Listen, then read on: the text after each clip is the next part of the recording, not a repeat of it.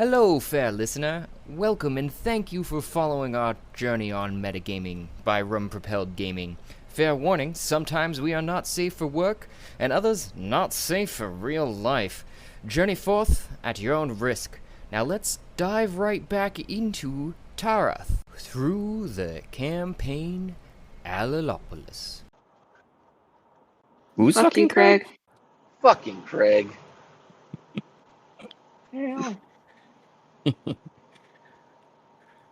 The hand of fate tosses, the dice roll, spins, turns. A campaign starts and ends, leaving memories that become stories. Stories flow out into the infinite sea, painting it with legends. Legends wash up on the shores of the infinite sea, fading to myth until myths are forgotten. And again, the hand of fate tosses, the dice rolls, spins, turns. Hitherto, we left our adventurers known as the Rum Rollers on their way to the Spiralwood Forest, where they find a floating hidden city in the clouds just outside of what is left of the Spiralwood Forest. Once in the city, I guess, they immigrate quickly through a customs port and learn the lively thrumming city is awaiting contact with Libertree, the newly formed god, to become worshippers. They made a contact as well while they were waiting in line for the customs Fizz, who is a very effervescent brewmeister. Fizz invites the Rum Rollers back to his shop, the Celestial Brew, and from there the Rum Rollers venture forth into the thrumming, clicking, humming city.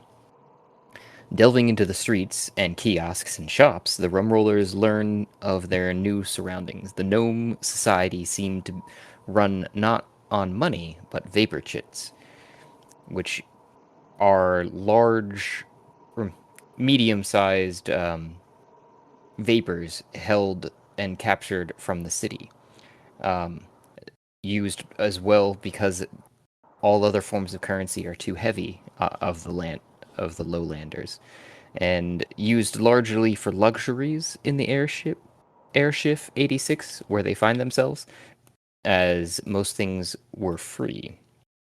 After Mime helped everyone learn the language, Admiral Mime, the Rum Rollers made 3 main stops, one at an enchanting shop, one at a jeweler to exchange gold for chits, the vapor chits, and one more at a kiosk where Nimue grabbed a glass device that told of the gnome's history and future. With this, she learns much about their society being a gift society,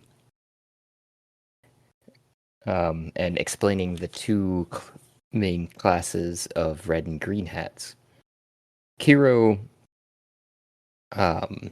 hurried back to the Yadune after visiting the enchanting shop to give Mowok a ring of mind shielding, which he'd used some of the chits that were exchanged for gold in the jewelry shop. Errands done, the Rum Rollers head to Fizz's establishment, the Celestial Brew. In exchange for some chits, the Rum Rollers order the whole menu. While serving drinks, Fizz asks the Rum Rollers if they could help with a malfunctioning machine, automaton, and offers to place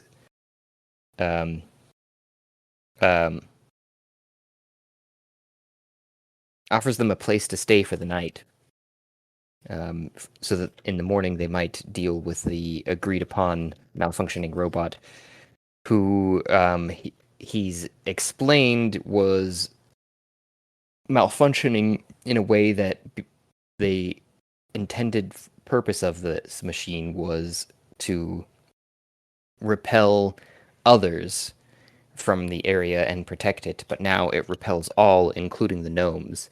And the easiest way to fix it is to destroy it, as in destroying it, it will be demolished and then reform.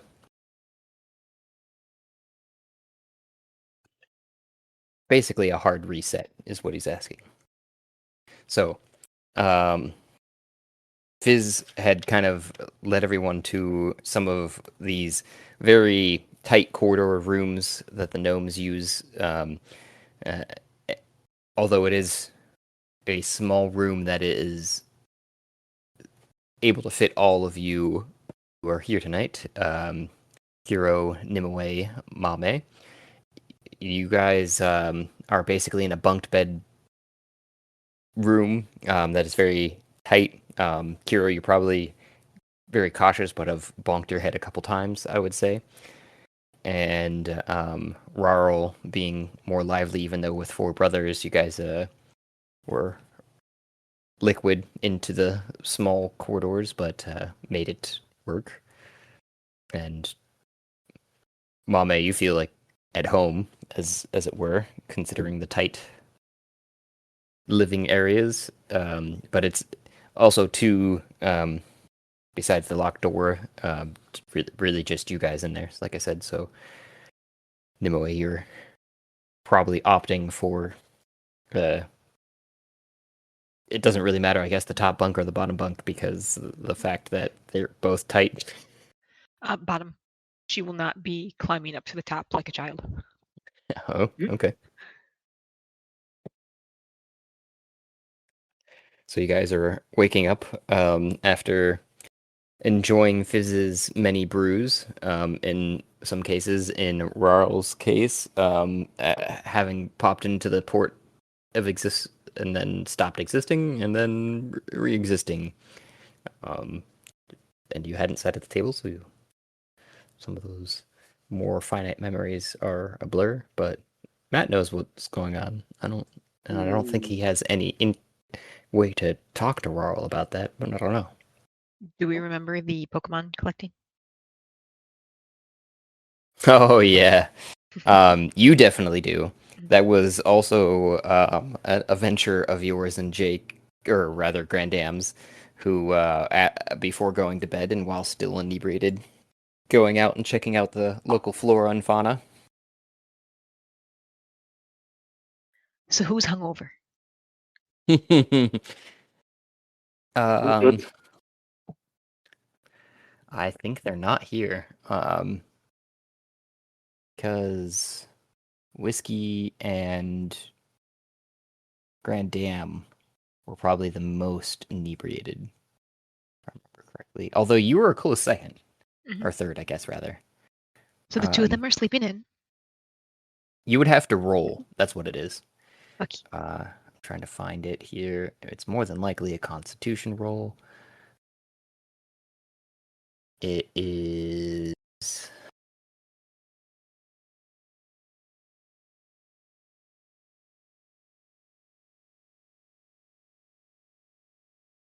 Okay, here we go.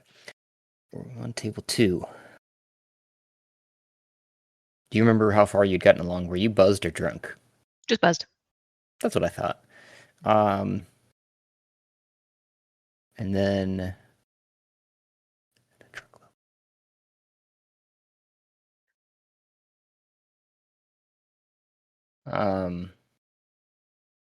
Enough to start speaking more like a commoner, but right, right. not so much that I made a fool of myself. Nah, it's fun. So go ahead and roll a Constitution save. Yep. Where's a token that I can click on so it populates in Roll20? It should still populate. It just won't. Okay. It just won't affect the turn order. That's the main thing that you gotta worry about when it comes to that. Yep. 29. Holy fuck. I have a plus 10. Jesus. Yee. If character And roll- advantage. Okay. Subtract your Constitution modifier from this. You got to subtract your Constitution number from this number as well. To get My the Constitution score? What do you mean? Okay, so. Oh, I misread this. So It's I'm gonna read it just verbatim so you can hear it too, but it's that pin that I'm reading from that I used from the Reddit post, which is very helpful and very elaborative. Roll on the table 2 according to how drunk you were before taking a long rest or passing out. And then it says subtract your constitution modifier from this number to get the number of hours you were hungover.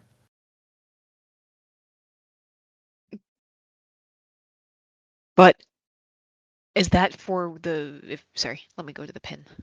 Is this for if you were just buzzed? Or is it different based on how drunk you were to begin with?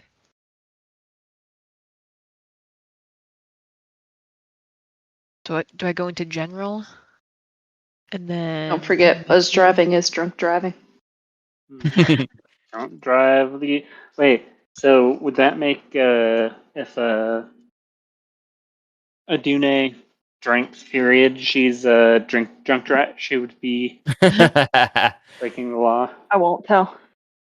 I'm looking in the pinned messages of general and I don't see it so far.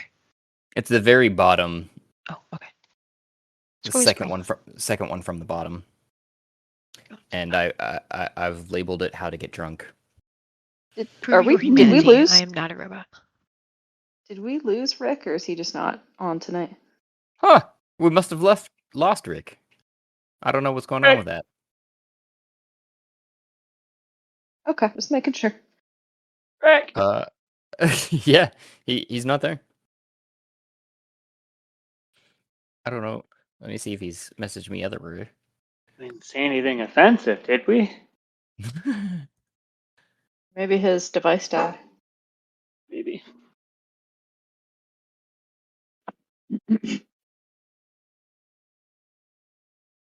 Yeah. So far as what I'm reading, and I'm rereading it, The Hangover is more of like a if you feel like adding this into it.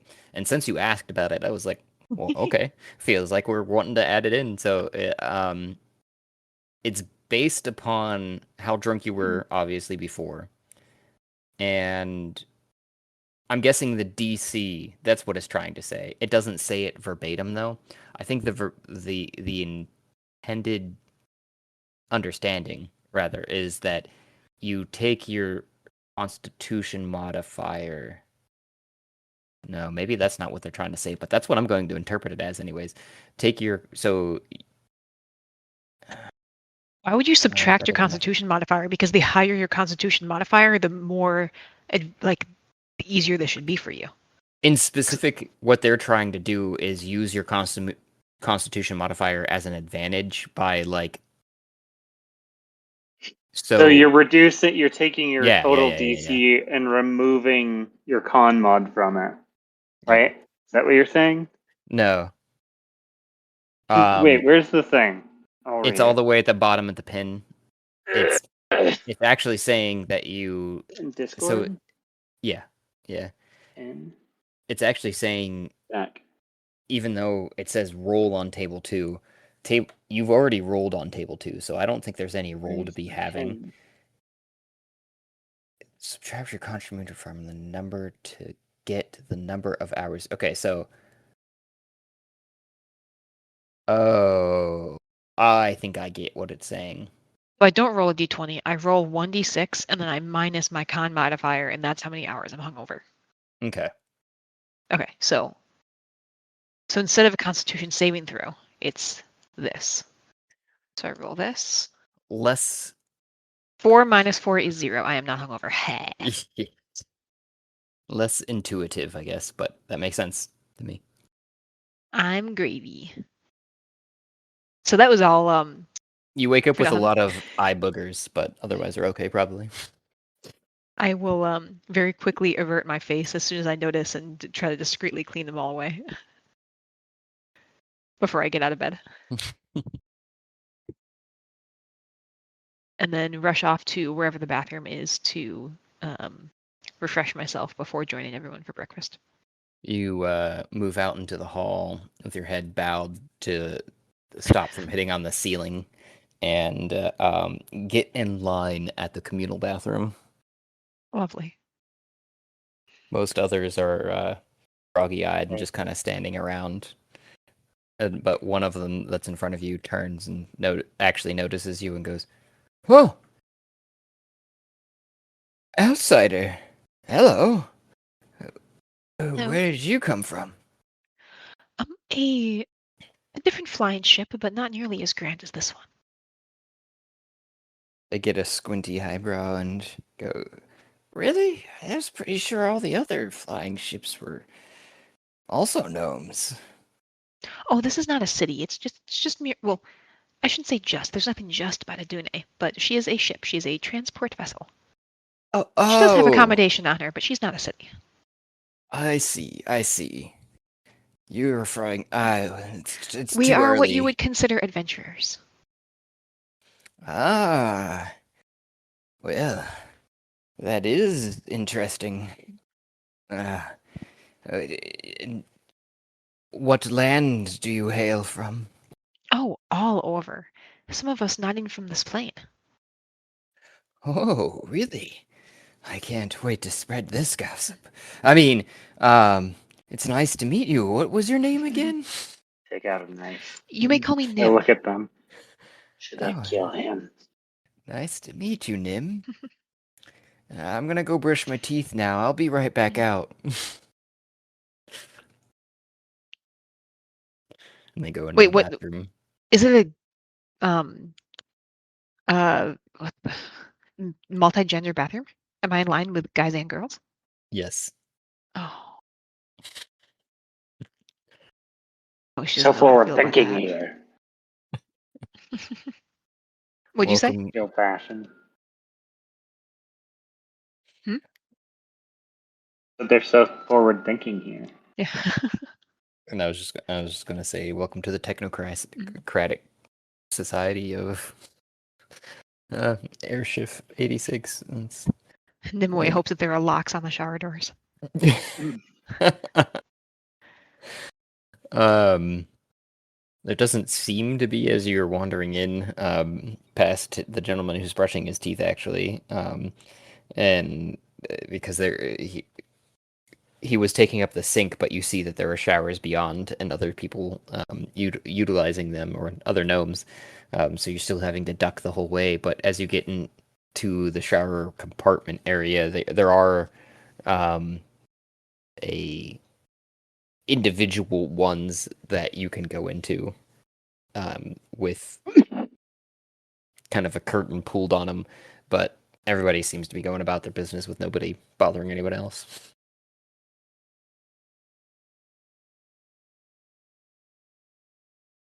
What else do I have for security?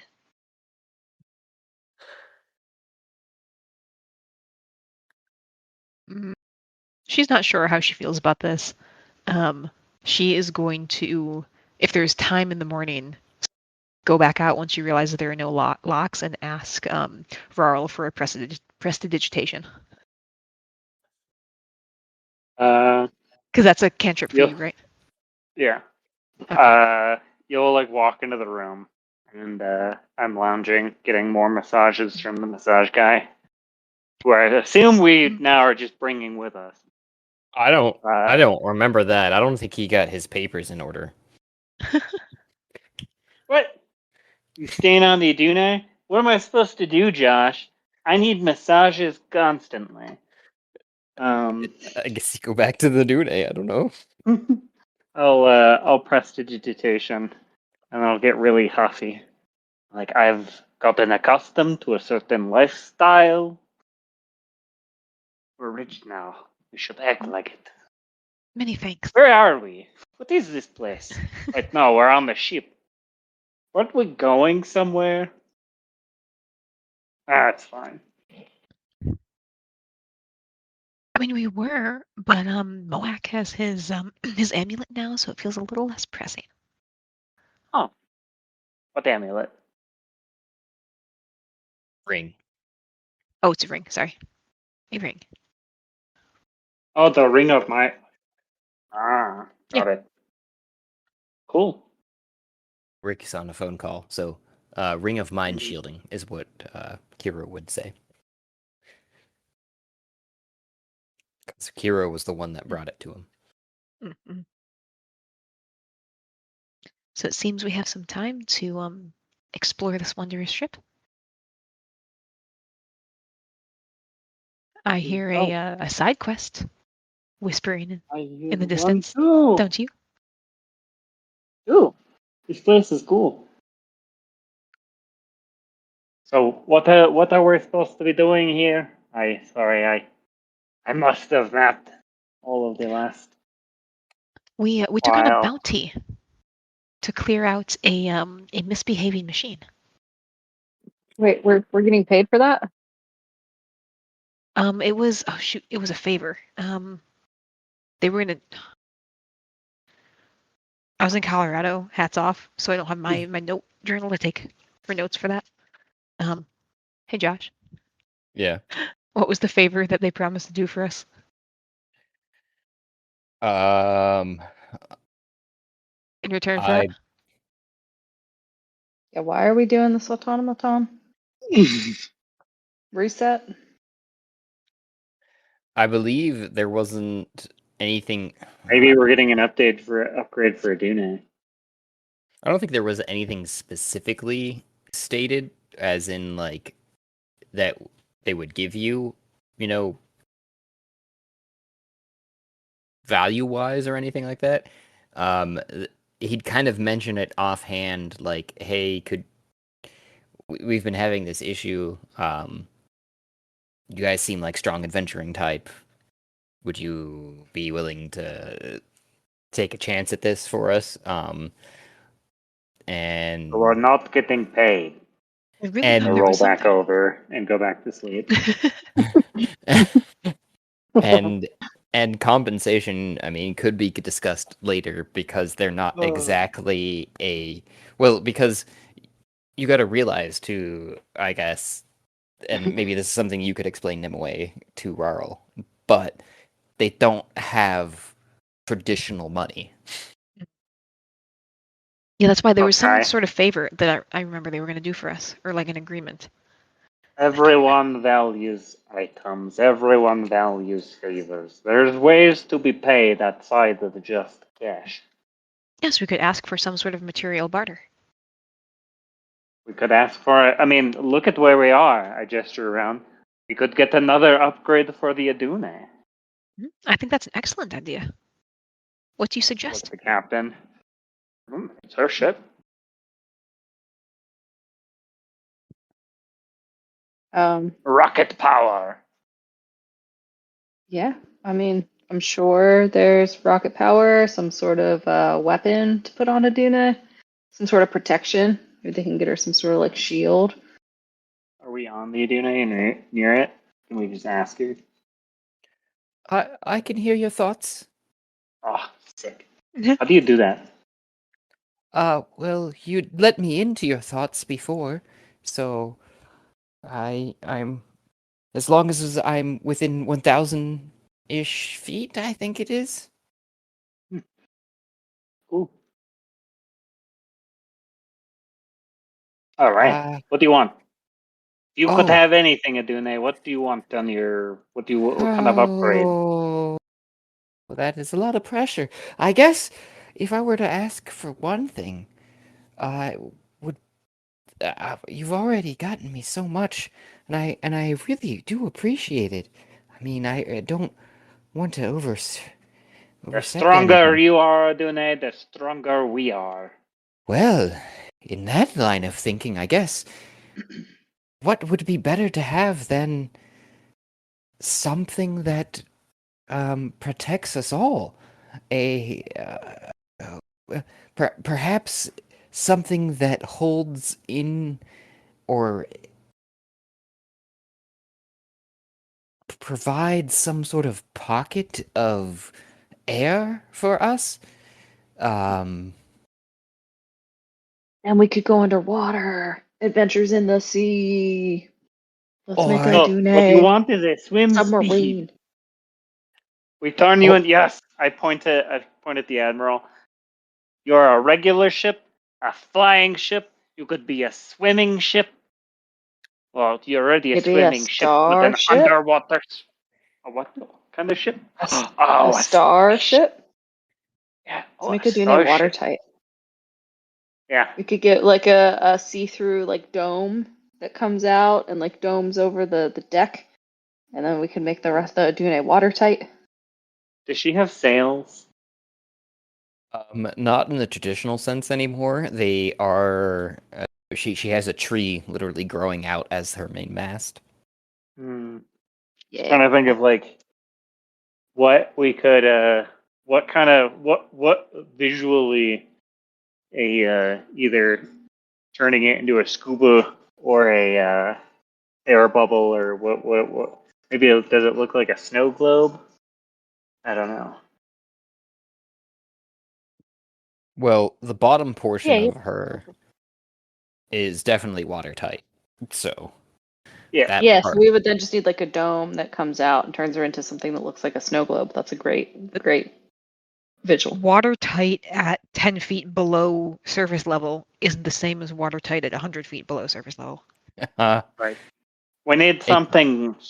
I mean, we need to upgrade her, right? Magic. Magical. Yeah. And the dome could, be surface tight to the bottom portion Yeah. to fill in the gap, so to say. Ideally. Yeah, maybe they would upgrade her, make her into some sort of seafaring or spacefaring ship. Maybe like a large cannon or something. Right now, I think we just have You like That's space Holy holy water water cannons. cannons, right? You guys have like 4 of those though. Guys, if we could be spacefaring, we could go to that moon. Here's the thing. Moon. We keep having to like think about outer space. So like I think at some point we're going to have to go there. Mhm. Oh, would you like to be space captain? Space admiral? Yes. Hey, may I shoot you some finger guns? Finger guns of approval.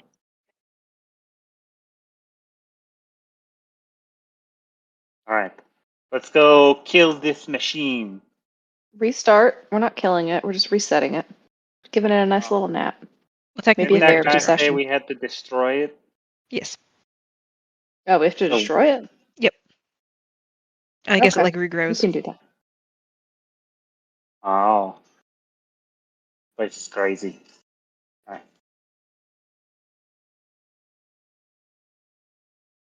We go do that. Okay. Yeah. So you Sail through the guys stars. go out of the corridors that Fizz had procured for you for the evening, which leads out into a balcony and then a set of stairs. And as you're walking down those down to the main Celestial Brew Tavern, which you know that he works at regularly, um, you'd see these glowing jellyfish that seem to be leaving the streetlights as if they had been roosting there intentionally and creating this light, this glowing light for the pedestrians and those who use the streets at night, but now are leaving in the daylight and roosting elsewhere. But you go down into the Tavern of the Celestial Brew, and you see Fizz behind the bar counter preparing for the day, hurriedly, and he looks up and he goes, "Oh, you're awake! Welcome, welcome. Think, so you still willing to help us out with that problem?" He scratches his head. Sit down. Oh, We're going to certainly. have to do some wheeling and dealing, my friend. Oh, I kind of vaguely remember you, but not fully. I Rara? was napping. Oh, okay. Yes. Uh, I've got wheels and I've got deals, I guess. It's the Oh. same. Okay. I get up and I walk away. Um, Look at me way. You do it. Let's discuss. do you know what his deal is? He means that in order to secure our time in our very busy schedule, this group requires compensation. Oh. So I know in this society, you do not pay in typical currency. However, we have a vessel of our own that we would be very interested in an upgrade for. Oh. Well, I mean, it is something we could take a look at for certain. Um, I know I have some certain companions that are very versed in this area. I myself, not so much. But is there a particular Yes, upgrade you would have them look we're into? interested in extraterrestrial capabilities. We'd like to go to space. Oh. Ah, I think I know just the fellows to talk to. They come in usually for their first brew in a few hours, so I will most certainly be able to procure their services in exchange for this, because Wonderful. as it were, they are quite smitten of the celestial brew. He says with a wink. And there is no more apt place to secure celestial capabilities. Indeed. Well, um, as for the actual task itself, he clasps his hands in front of him. You are going to need couple supplies, and most probably some directions. So, Those would be good. and he starts to pull out. I've procured these in the evening, and he starts setting down some boots. He like sets down an extra set that then disappears again because Kiro's not quite here. But then it reappears as he's looking away from it. So maybe somebody grab that extra set of boots. It Yoink. looks like that look like they. Got him. And then he sets the final one down for the admiral, and he demonstrates on himself. If you just press on this clasp here, they separate in half. They're not a full set of boots that I would use on the ground, per se. And then he lifts up his leg to show you his foot, and then takes the two halves of the boot and clasps it around his boot, and then sets it down on the ground, and you hear a thunk. These are specifically intended for less, or rather, I guess, more than gravitational pull directions. How do I say this in layman's term? So if you were hanging upside down, these would still hold you in place. Does that make sense? Are they magnetic? I think so. I think that's the term that they used. Yeah. So do They they will work on hold you all to this. surfaces or only metal? And Oh, what is the term you use? I I am a drink connoisseur, sir. I can. No, but like the gnomes have like a term for it, right? You're saying Eh, magnetism isn't what you say it is called, but you know it's called a thing, right? I mean, that sounds right. I'm I just kind of just curious. I just can't remember, and you're pressuring me, and I get it, man. I really think it's magnetism, but magnets. How do they work? I How do they question you. work?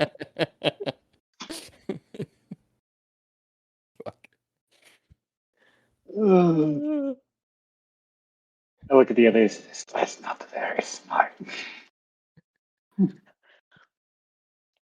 So are these two halves, he clasped them over his shoe that he was already wearing? Yes. Okay. So it's an attachment for your existing shoe, Mhm. and it's possibly magnetic. God. Mm-hmm. It seems to be. To you guys, I mean, if you wanted to, I don't think Nimue you really need to will roll anything, but pop you them on guys, and attempt to walk up the nearest wall. you're able to do so. What's the wall made out of? Metal. The whole city is Oh, mostly okay. made of metal and or Okay. wood, as the case may be, but it is largely metal and wood because those are the two lightest materials for like structural integrity. That's so silly because they talked about they don't use money because it's too heavy. Yet the whole effing thing is metal. But anyway, Metal is way lighter than stone or earth. For the tensile strength, metal is light. Very light. I imagine it's So- more lattice structure than At the sheets of very metal. if you want to roll investigation, you're really that curious. I look over. Nah, I don't care. I'm wrong. Nimue will try to find something made out of wood that's vertical and try to walk up it. You place your first foot on it and it slides down. Okay. Magnetism I walk confirmed. up to it and I climb up the wood wall. Look, I could do it. Claws, bitch! Blah! Oh, actually, yes. Could we have an extra set for our Raul friend here? Well, Yeah. he looks between the Give me gloves brothers. version. What? Do you mean he looks between the brothers and he goes, do you mean like an extra 3 sets? I didn't The brothers stay in the Adune. They're not adventurers. wait. I'm They don't come referencing the with. fact that Raul may want to use all of his limbs. Yeah. I need hands. I show him. Oh. Okay. I mean, I don't really need them, but like, Would you if like you're them? giving it away, I won't say no to magnetic gloves. They're probably actually on the counter because I was just going through some back math in my head and um I've established that in general people, especially when interacting with them um back and forth between how many people were there when they first interacted with them to how many people actually exist now, you know, they've obviously forget that the other people existed, but in this particular case I would say that there were, Grand Dam, Look, Whiskey, Kiro, um, Cat. So there's definitely some additional boots. all these quest items should just come in like a Schrodinger's box, where you never know how many are in there until you need them.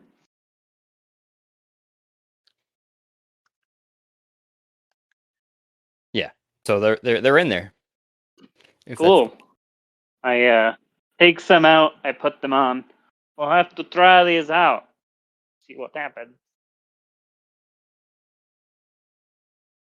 well, now that that's, I guess, sorted. You're going to want to go down to the refuse and downtown areas. Specifically the propeller region. And he pulls up his own map that he shows on his crystalline device that he proffers out. Don't know how familiar you are reading one of these, and he shows like the diagram of the city, and then spins it once, and then zooms in on an area, and then points to a specific spot that says propeller room, and kind of highlights it in red. It's up, and then he kind of traces the path from where you guys are at to over to it. It's approximately an 30 minutes walk from here. Everything's fairly close. And when you get there, you'll just have to tell the guards specifically that you are there to fix the broken machinery and right, the password. The password is fish. If I remember correctly. Yeah, fish. That sounds right. Okay. And does this creature have any weaknesses or resistances?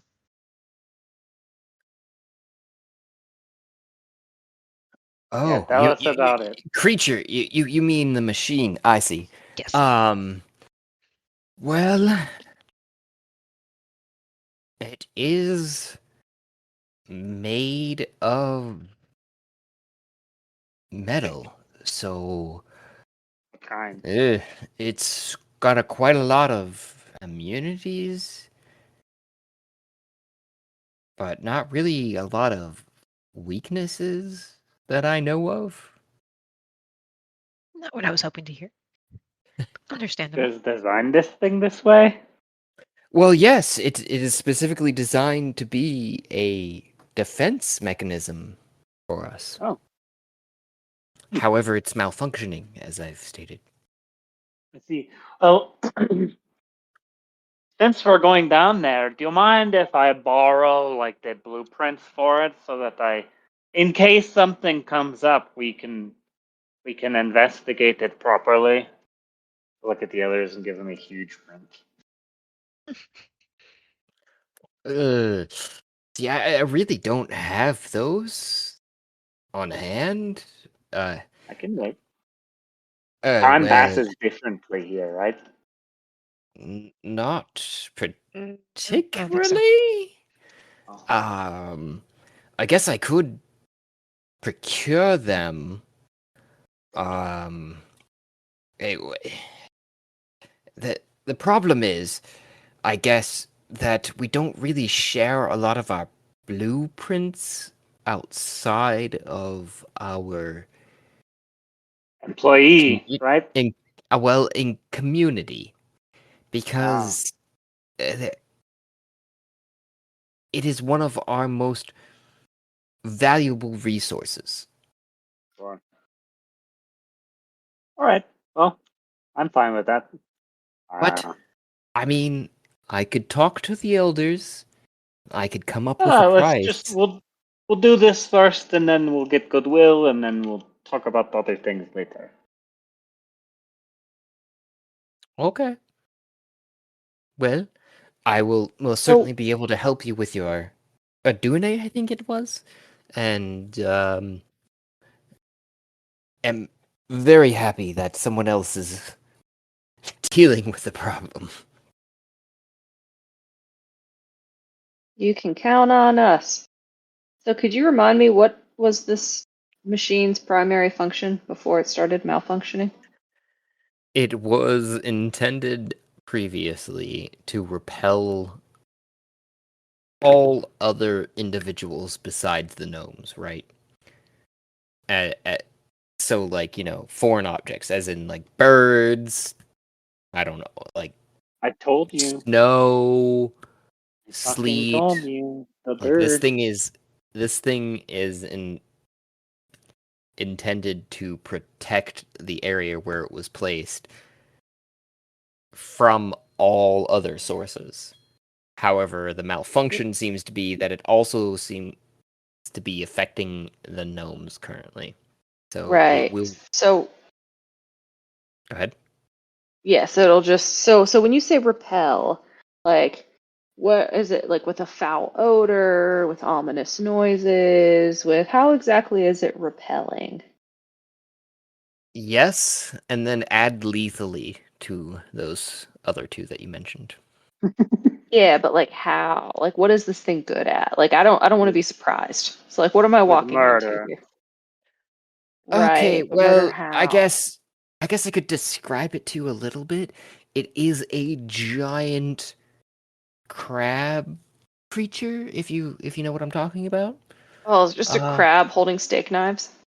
it doesn't have steak knives. I don't Oh, know what a good. steak Okay. is.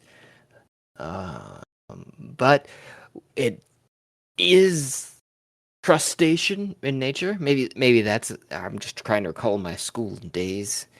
That's what they called it. It's very well protected.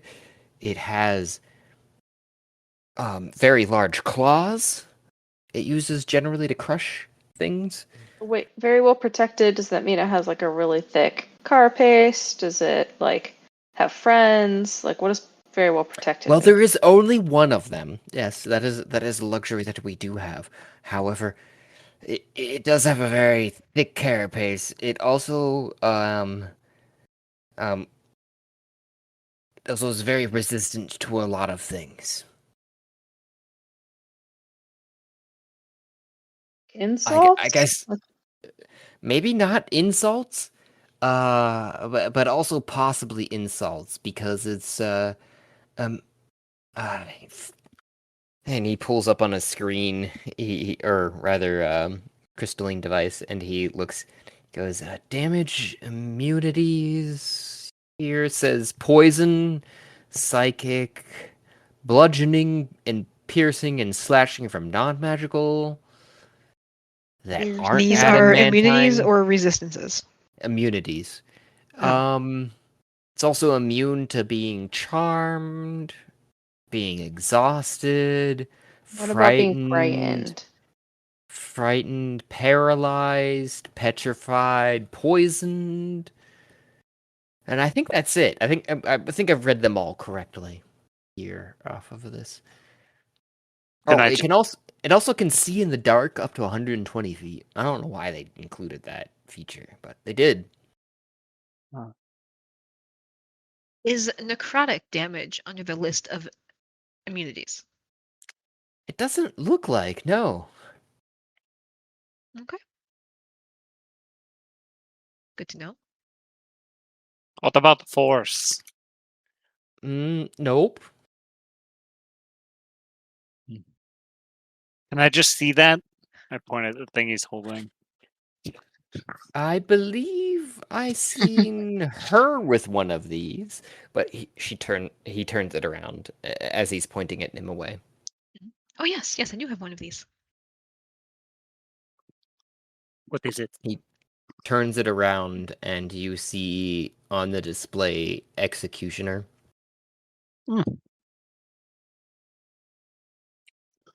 What a chipper name. Varl, imagine this as a digital library. It's like Oh. an entire library squished into the stone. But what does it hold? I poke at it. All of the gnome's knowledge and news sources.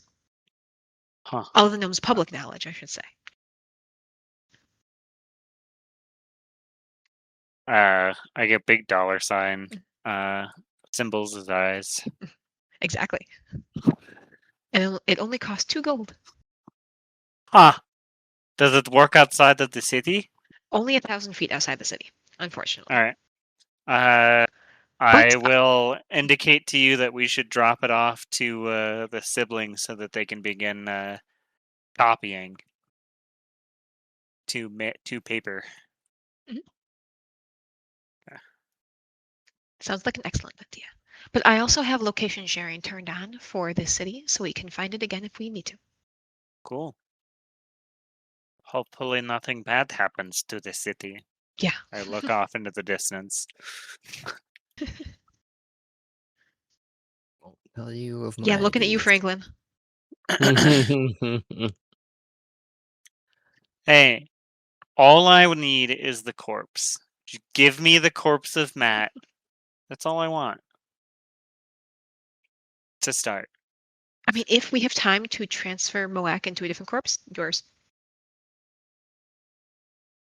I mean, if that's a legitimate option, it will keep me from attempting to murder you guys. Because Yeah. the next thing I was going to do is hire assassins. Oh, no. Matt's body was a body of opportunity to preserve Moak. Was by no means the first choice. Got it. Sorry, Matt. I don't care. I like the story. I like the story option. I just know Franklin wants to use he has plans for that corpse. I have no use for it anymore. I have a better body now. A sexier body.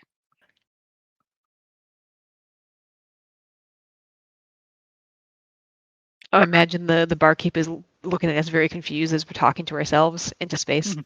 Like just staring off into space, having a conversation with people that are not there. Yeah.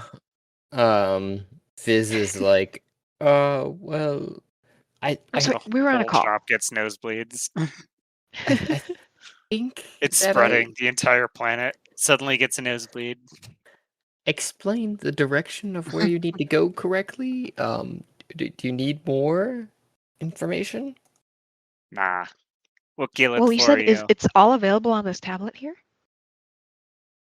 Yes, you could look it up. It is called an executioner. Will do. And Nimue is pulling up all the specs and reading up on it. Googled. Yeah, D&D executioner. Oh, you didn't just make up that word. Okay, or that name word. I Nope. see. Is it the D&D wiki? That would be funny. No, there's a D&D wiki version of Yeah. Executioner that has like a hand-drawn There is. guy. There's two. Wait.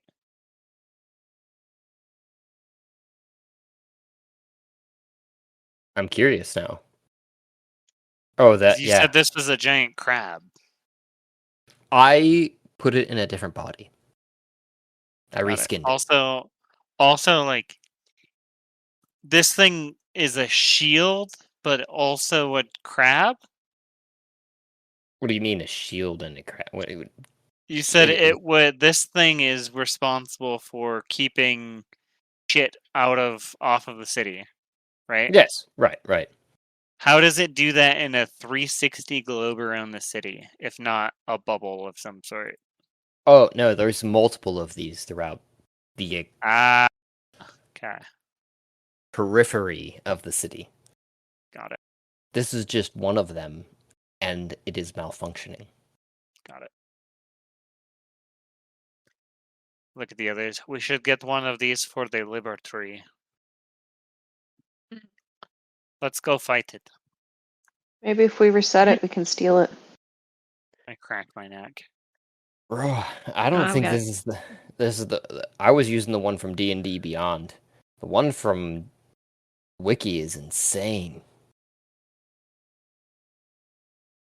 I mean, just a reminder, I'm gonna do like 100 damage in one shot. If you can. What I link is the one we should be can. looking at? Is it the Reddit r/D&D homebrew one? Keep scrolling. It is the best option would be to go to D&D Beyond and just under you just share it? monsters. Share Yeah, the I link? can. Let me see. Yeah. Nice. Yeah, I don't have the books in D&D. The true Beyond. best option. I use D&D Beyond to set up my encounters. Full disclosure, and it is very useful. So we're walking to this place, right? I look around for any Yep. like rolly chairs or scooters or anything with wheels that I can sit the others on and then push them. You don't find that, but as soon as you said that, my brain went to roly polies. So for those that don't know that particular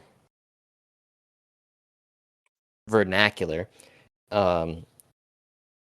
you see some crustaceans that seem to make themselves at home here that when approached turn into a ball and roll away. Roly poly rollies. I begin chasing them. I catch them unless they're faster than me. Faster than Rarl, that would be a hard fucking sell. What's your speed again? Jesus. If I have to, very fast. Let's see. 30, but then I can dash. Action, bonus action dash. So 3, 6, 9. Then feline agility. Damn fine. Double that to I was 180. gonna say it, but I'm glad you did. Boots of speed, 320. Fly, 640. Ah, my pretty. I'm gonna break this. Fucking 40. 340 without spells, but using Ugh. the boots of speed that I have. This is all I do, dude. I mean, I do Oh, other things, but this is my thing. I go fast. So I'm a fast. fast. oh, fucking no. You catch up to it without even blinking. Faster than a rocket. Got him. You sit atop it, but probably haven't thought this fully through. And need to roll a dex save as it continues rolling without a saddle that holds you in place. Sick.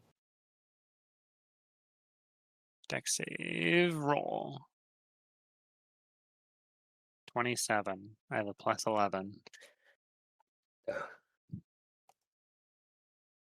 I start riding it kind of like a log rolling thing.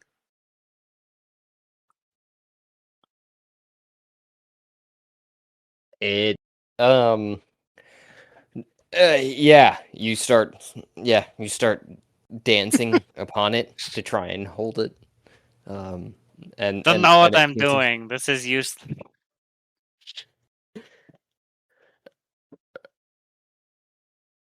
and you catch one. You get off, but you catch one of the gnome's attentions, and it goes. Do you know that you could ride that for miles, from city to city, if you were able to? Through the air? Yeah, that I point at the admiral. What? Yes, these creatures ignore whether or not they're on land or air. I walk over to the edge and I huck it off the edge, just to see what happens. I don't know if you could actually do that or not. The thing is like 3,000 pounds. Oh, never mind. 3,000 pounds. Wait, the roly-poly? Yeah, it's the size of a boulder. I was trying to make a SpongeBob reference earlier. Oh, okay. Got I was it. imagining like the size of a like a softball or something. How do you tame them? Tame them? Wait, no Yeah. one's tamed them. They just move around at their own will. Has anyone tried? Not to my knowledge. Look around. Why? Oh, we're busy. Look at the others. How fast do they move? I mean, Check ground. Hi guys. Hi, Rick.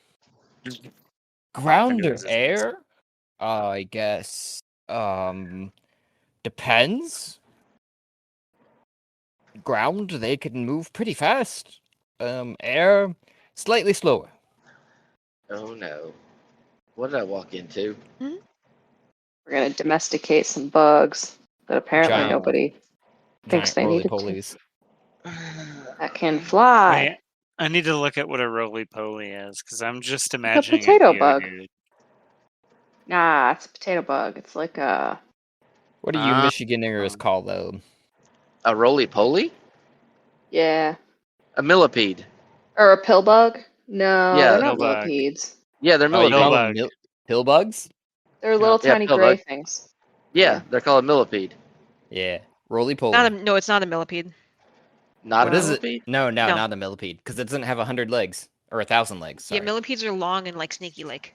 Yeah. I thought that was a potato And they bugs- like centipede. stick out. Centipede. I So get that is was- 100. dollar symbols again in my eyes. I believe But this is people a call them giant potato one. bugs, but I'm not sure. I think it's like a mix-up.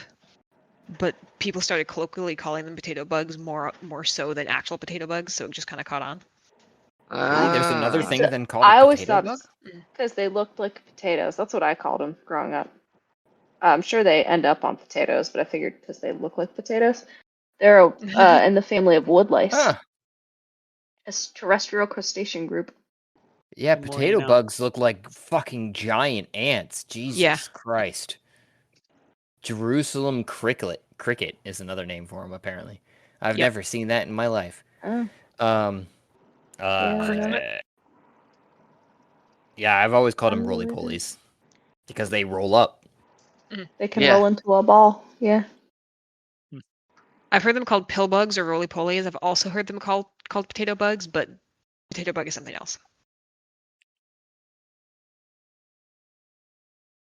Yeah, But pill bug because they also look like a pig. Science. Or pill.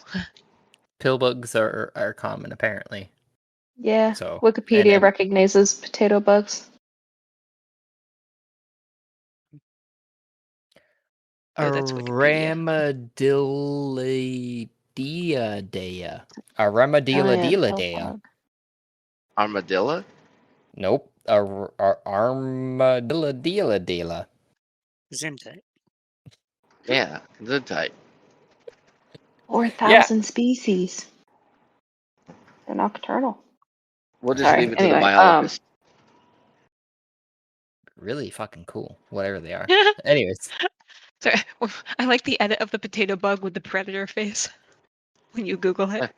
I don't know if you scrolled far enough to see that. No. You need to send that to chat. I will. Oh yeah, that's something else. Fuck the Jerusalem cricket. I don't know what that is. Yeah, the thing is terrifying.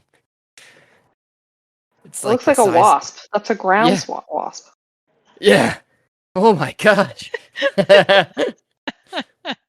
That is funny. Anyways,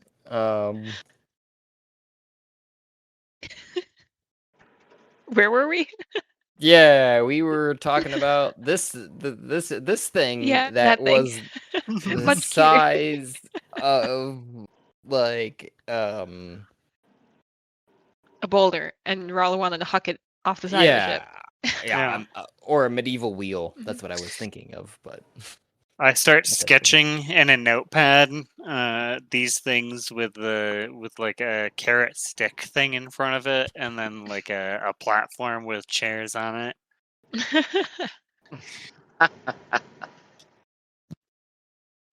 with ball bearings in between the platform and that thing. Yes, we do not want to roll with the pulley. Yeah. Well, no, Rolling with you polies. yeah, you gotta attach it like at the sides or something. Yeah, some sort of like Oh, attached to the side. How would it so like it stay looks like a one stationary wheel, still? almost like an axle. So the bug Okay, is okay. the wheel, and the carriage sticks out the side on an axle. Yeah, I it looks gotcha. exactly like a one wheel, but scaled up for this bug thing with chairs. And I call it a roly-poly mobile.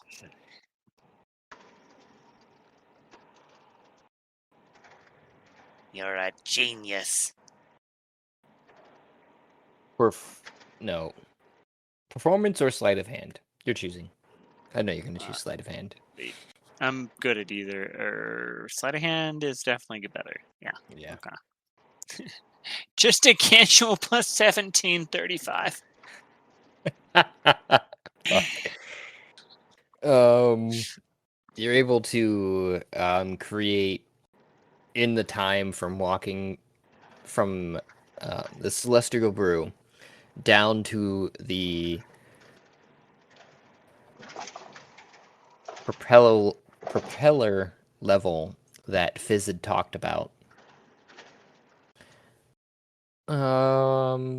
6 different sketches of this thing, plan, section, elevation, some details on how exactly this could work, and you're talking to the bouncer who had been standing outside and had nothing else to do. And he's like, "I'll follow you guys around." Oh, that is something that you're sketching there. I turn it away so he can't see it.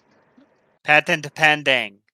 Well, I mean, it's not like I could understand it anyways. I was just going to tell you that Jeeves in the 3rd level, Insight check. next to the... One. Of course. You're pretty sure he's telling the truth. He's an but idiot, also, clearly. and he says he's got an inventor's shop, and well, he'd really be interested in what you're coming up with there.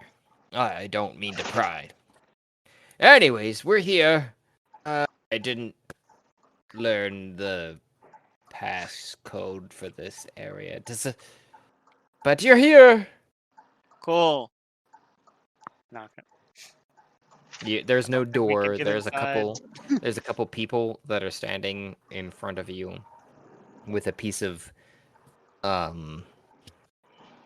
strewn tape that seems to be blocking your guys' progression, and they look at you before you progress past the tape.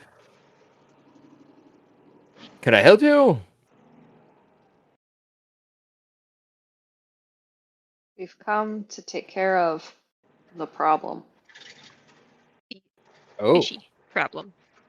I wink at him. fishy. Ah, You know the problem you really need taken care of, but you're too afraid to say it out loud. The fish problem. fish. Okay, she said it over there. So yes, you may most certainly help us with this. And they start rolling up the tape, the two gnomes, and both with red hats. And they go as you're walking by, I guess, into the area, and go. I really hope they do or fare better than Jim. He was thrown off the side. What happened to them now? Well, Tim was. He thought he knew what he was doing. He thought he was going to go set the reset, but he was just, Little dim. yeah, Oh, unfortunate. perhaps. But also, he was very bright when he exploded on the ground. They say, looking off into the distance. Oh. It's good to see you have those boots on. Mm-hmm. As you guys have started down an alley, and then the individual that had led you to where you're at had turned, and then you felt gravity turn in the opposite direction. So now it's down, and it was desettling, but you kept walking with your boots that were given to you by Fizz.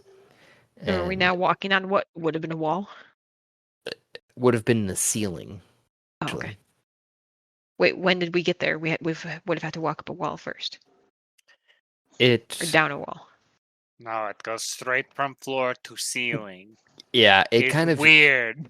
it kind of transpired very fast as he was describing his experiences with Laffy Taffy. I don't know. And then you would have gone from floor, wall to ceiling.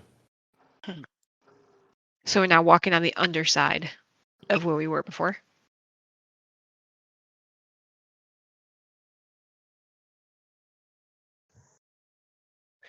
I need to get some character tokens. Oops, Laffy Taffy. And a Laffy Taffy. Alright, activate the boots of speed to go fast. That crab doesn't look that big.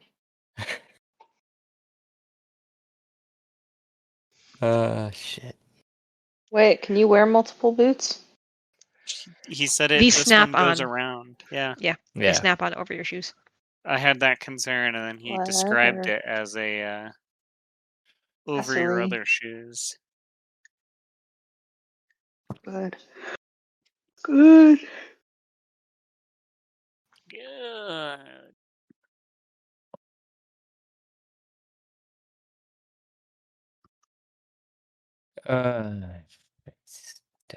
I was trying to go back to when we'd had tokens last. Ah, here we are. Okay. And they're all jumbled together. Great.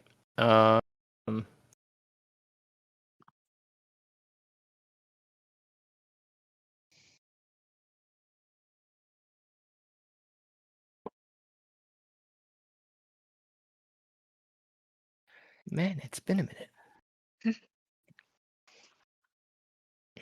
Don't stop believing. Might be easiest to go to... Yep, probably Adune. There we go.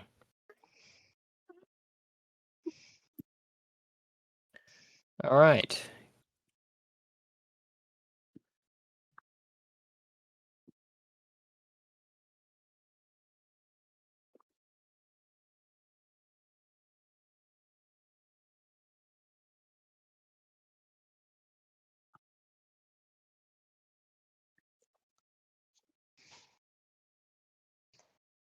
I will be needing some initiatives as soon as I get these motherfucking tokens in there.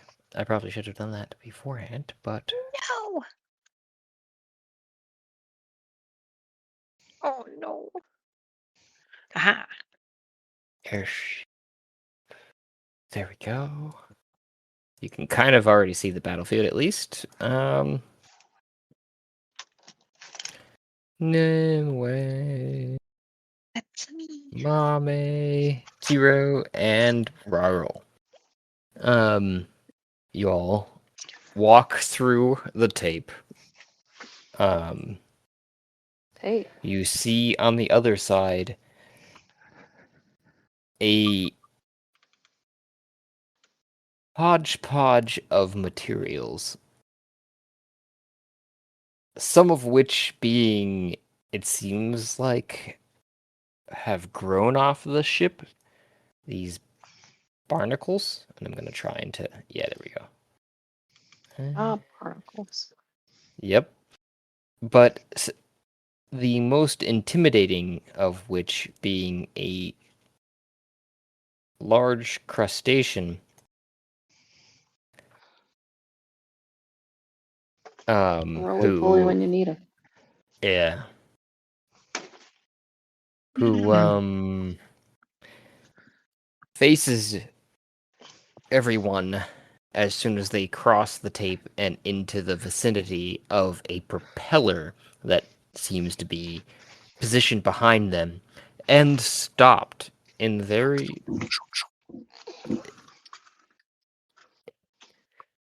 notion of which seems to be counter to its own existence. It does not seem to be moving. And Wait, what do you mean? this propeller, it doesn't seem to be moving. Oh, I see. I thought you were talking about the craft. Okay. Nope. But as everyone walks into the area, it does not, or the propeller is not moving. The crab does seem to move and start towards everyone. But I think there is initiative that needs to be rolled. That'd be I mine. suspect that propeller might be an optical illusion because it's going so fast. Let's see. It's going so fast, Ricky Bobby. Do you want to just- clear out the last turn order? Yeah. Wrong character. Make You sure okay to there, select big your guy? tokens.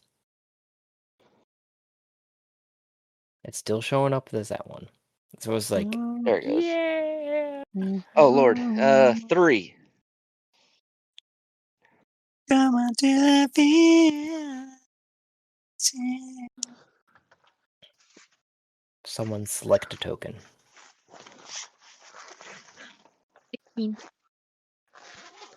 Well, let's go. Almost as fast as I can go. Maybe if I just... Oh no.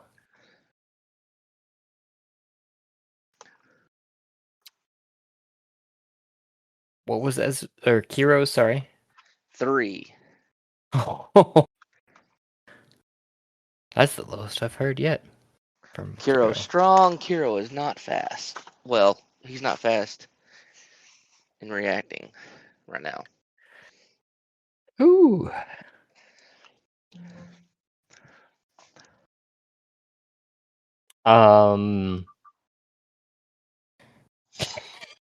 You know, it's the funniest thing because they all rolled at the same time, right? They didn't roll at different times, but what is your dexterity modifier, Himaway? Mine is a +3. Okay.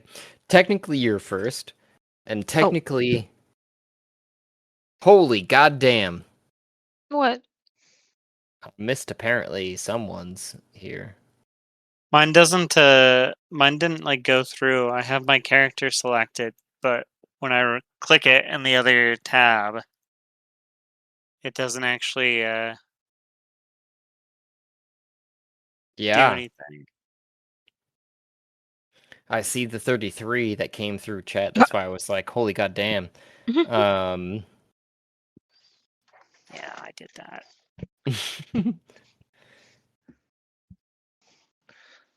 It's almost as fast as I can go. I rolled a 19. Oh, okay. Unhide. You weren't here the last time, and that's why I thought perhaps this might transpire. Now let's go back to resume. And we'll go with Rarl and 33. Okay. Yeah. You be first. Mhm. Technically fix this right now. Nimue, you're on deck. But what I thought was hilarious is that the barnacles rolled a 16. And they're literal barnacles, so like Goddamn Boys. barnacles.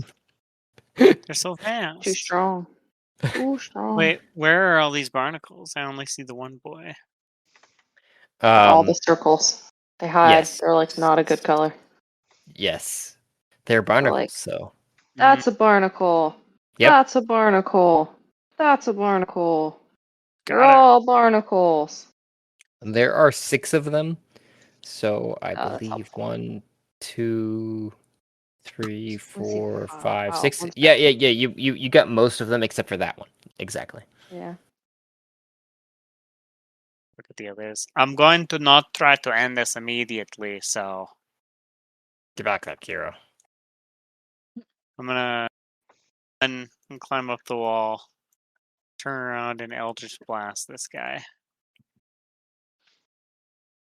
Support this.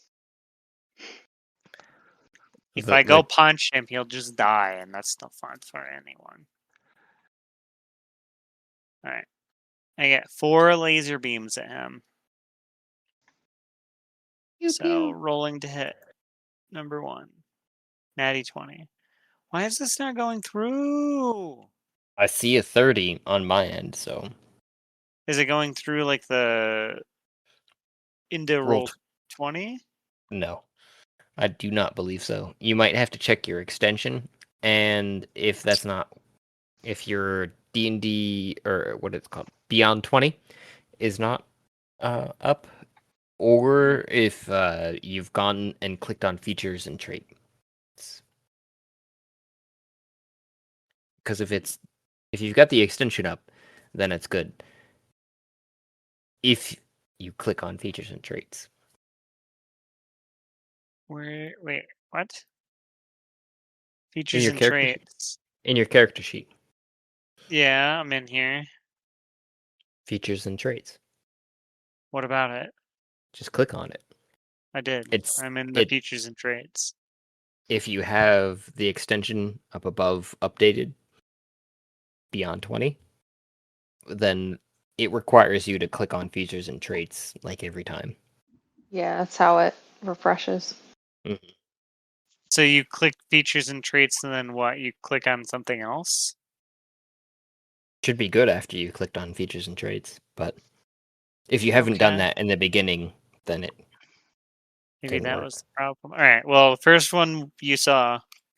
Yeah, I seen it. Second one also isn't showing up, but I rolled a 1. Third one is a natty 20 again. God, fuck. And fourth one is a 7, or for 17 to hit. So 2 natties a crit fail and a 17 for my LGBanists. So the crit fail will obviously not hit, I would guess. But the other two for sure. Yeah, they're not coming through on roll 20.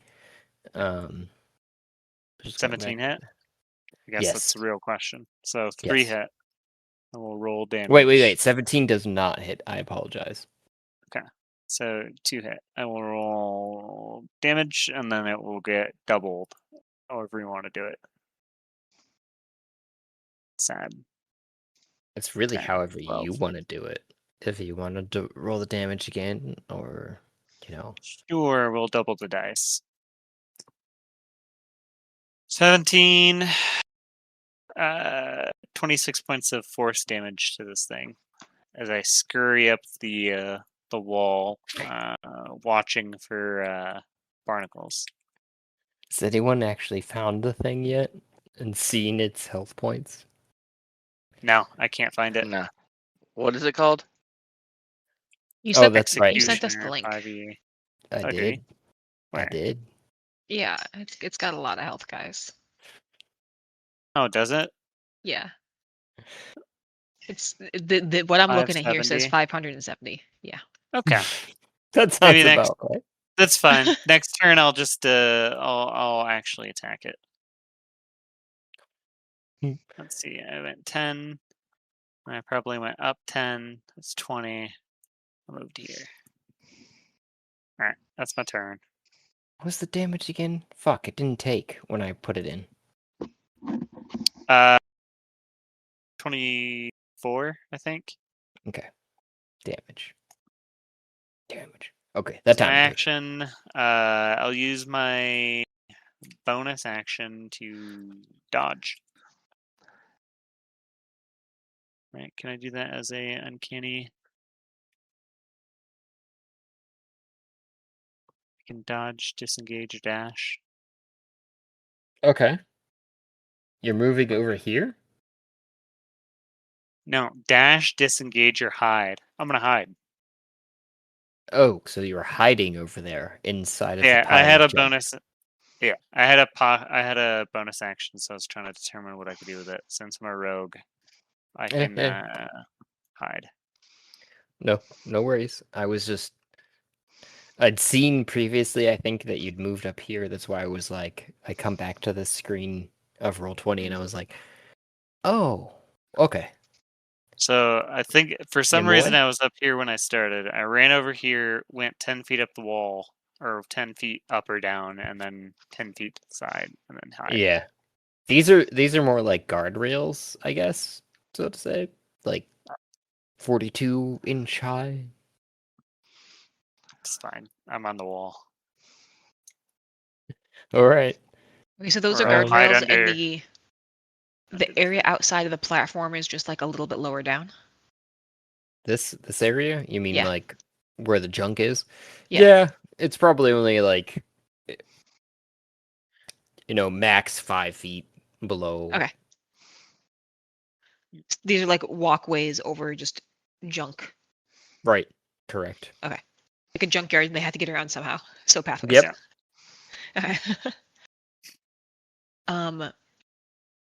Nimue will step up to this creature here, this barnacle.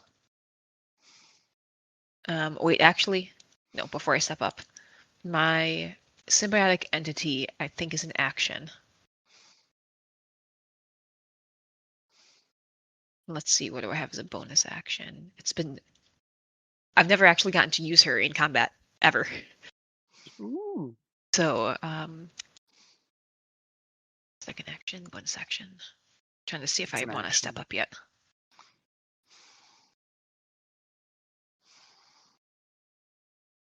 Okay. I'm using my action to activate my That's wild. symbiotic entity, which gives me 56 temporary hit points. So 56. Put that Jesus. in. What? Oh, I was just saying that's a lot. Yeah. And now that I have Symbiotic Entity active, it doubles my Halo of Spores damage.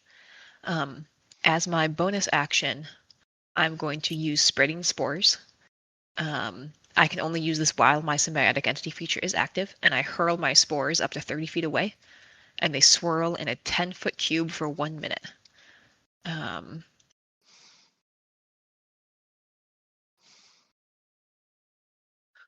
Just a second, but this says any creature that enters. So I'm going to put it, let's see. Is anyone here melee? I am. I am. I'm Mm. both. I can do both. Okay, well, it swirls in a 10-foot cube, so I'll just put it on the crab. Because it has to step forward or we have to step towards it. So here.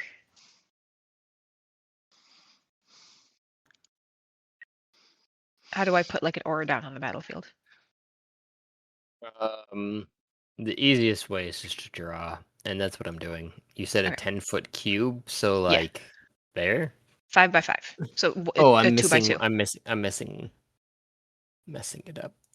Oh, sorry, it's a 2 by 2 square. Yeah. Like here, basically right Yeah. on top of it. Yep. Yeet. Okay, just a second. I'm reading. Whenever a creature moves into the cube or starts its turn there, it takes my Halo of Spores damage, unless the creature succeeds in a Constitution saving throw. All right. And my Halo of Spores damage is just a second.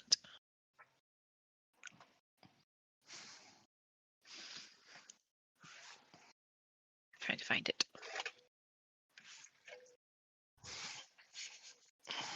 Because my Symbiotic Entity is active, it's a 2d10 necrotic. 19. What do I have to check? You said Constitution saving throw, so that's what I It'd be rolled. against your spell DC. I'm trying to find that. Just a sec. It'd be 8 plus your proficiency plus your wisdom modifier. Isn't If you're on roll 20, go to your spells list. And it should be right up on top. oh darn, it's a 17. Gosh darn So it close. passed. Yeah.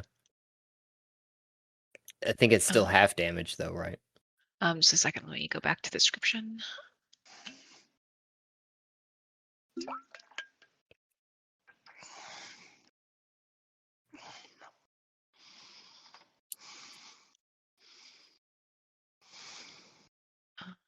Doesn't say there.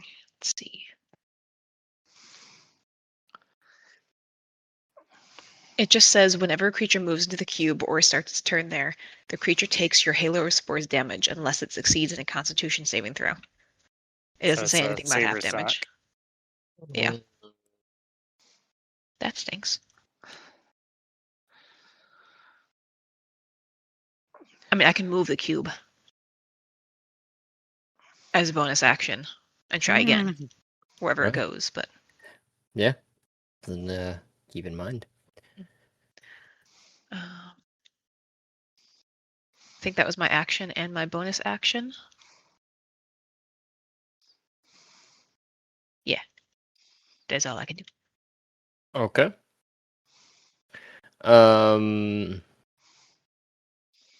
No one has started their turn within 5 feet of Barnacle, so we're just gonna skip,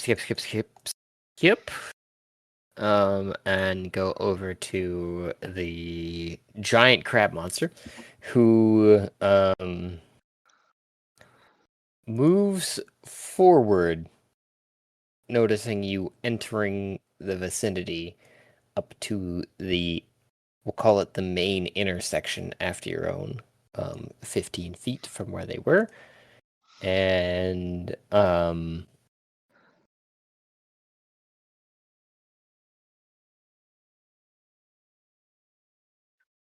immediately after your turn there, Nimue, is when they had the giant crab thing had clicked its claws together, both of them, and behind them you see at the various intersections just appearing these shadowy visages of themselves, totaling up to 6 other visions of themselves By who do you mean by them? of the crab. Mm. The No claw. The claw. They'd also started the turn and took their damage inside of the thing, although it was a safer suck, so they didn't take any damage, I guess. And It in started moving, its turn in it, right? Hmm? It started its turn. yeah, but it made it save earlier, so like But we were if saying. those entities started in the thing, don't they have separate rolls? Oh no, they didn't Oh, okay. start. You can see them on the map. They've Okay. Hmm. started at these. Oh, I wasn't sure if it like started where the crab was and then dispersed. No, it was like Okay. these. It's hard to say with or describe verbally how 6 individual things are placed, but there are these intersections up to the propeller itself where you guys are faced. The propeller has stopped, and those 6 things are in those intersections from where you're at.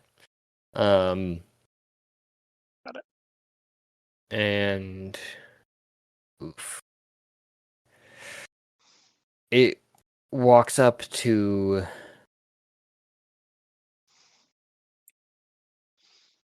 the first individual in the stack, Mame.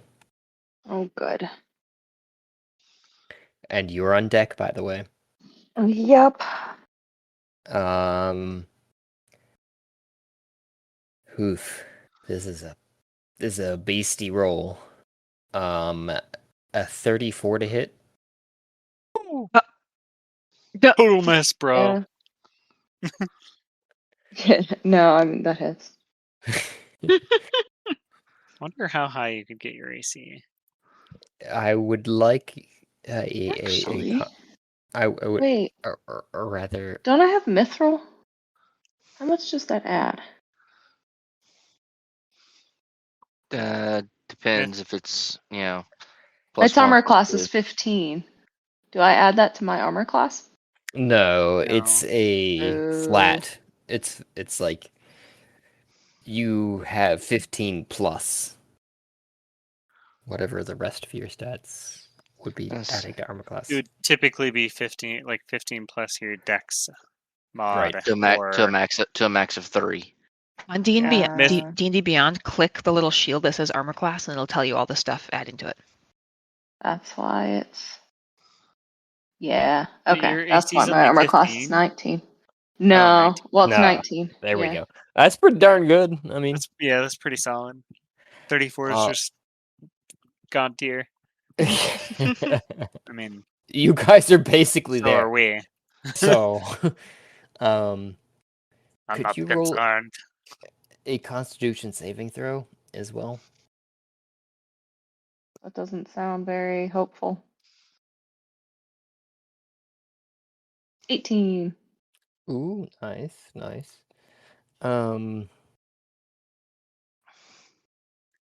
the fuck is How big is this thing? it? Ooh, is But do the DC barnacles not 20. attack the crabs? No, it do not seem to attack the crab.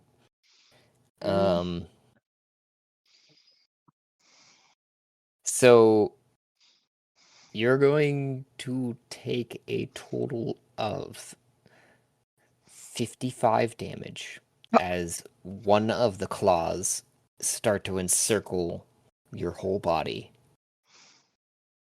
Claw. We had a long rest, right? Yes, previously, yes. Guys, each of us can only take a couple hits from this thing. Don't get hit. Everybody hide in the junk. That's the answer. We gotta play like we have to be the moles from Whack-A-Mole. If it matters, 34 slashing and 21 necrotic, but total So 55. 55. Yep.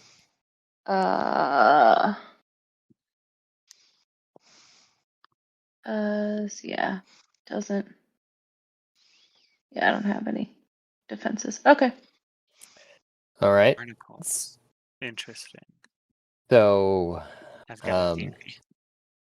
Admiral Mime is being visibly crushed by the giant crab. And Admiral.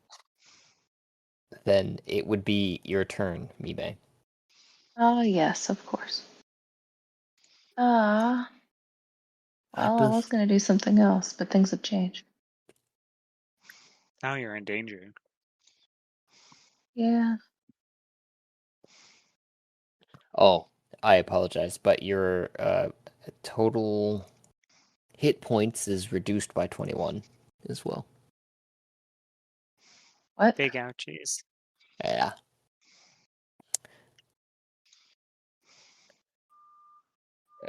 It lasts until you finish a long rest, but you can feel this energy seeping into you.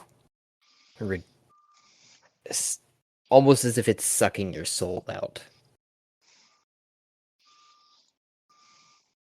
Mm. It's a soul-sucking Crab? crab. I'm Oh, going no. to...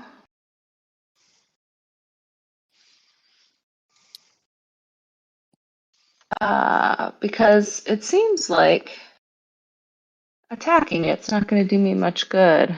Instead, we're going to go ahead and banish it.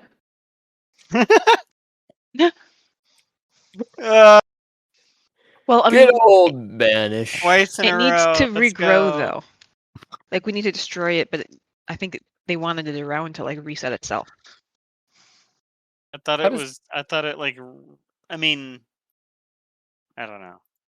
I mean, it only goes away for a minute. Yeah, we could use that time to clear out the barnacles. Yeah, or like, regather ourselves. What does it need to roll again? I apologize. Succeed on a charisma saving throw. Oh, it's not going to do that. It's just not going to Your do spell that. save DC. I like how it's charisma. Like, you're giving it a verbal lashing. Get out of here. Or scolding it to go sit in the corner. This is why Franklin bought himself a pair of Wait, the arcane is it native? jackals. Is the target native to a different plane of existence than the one we're on? No.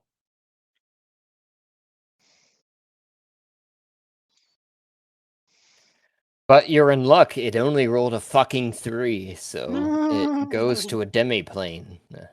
Yeah, the target's just banished, returning to its home plane. So Demi-plane. it's not native. It is native. Ah, okay, so it is. It's native. Yeah. Incapacitated. We got a minute. All right. Investigate the barnacles. Definitely run away from where it was, because that's where it's going to reappear. I'm wondering my if action. these barnacles, if we stack them on top of where it is, what happens? Also, I just the want to first confirm. spell that you cast, Mame, was also concentration, right? So that dissipates. Or Mime. What spell?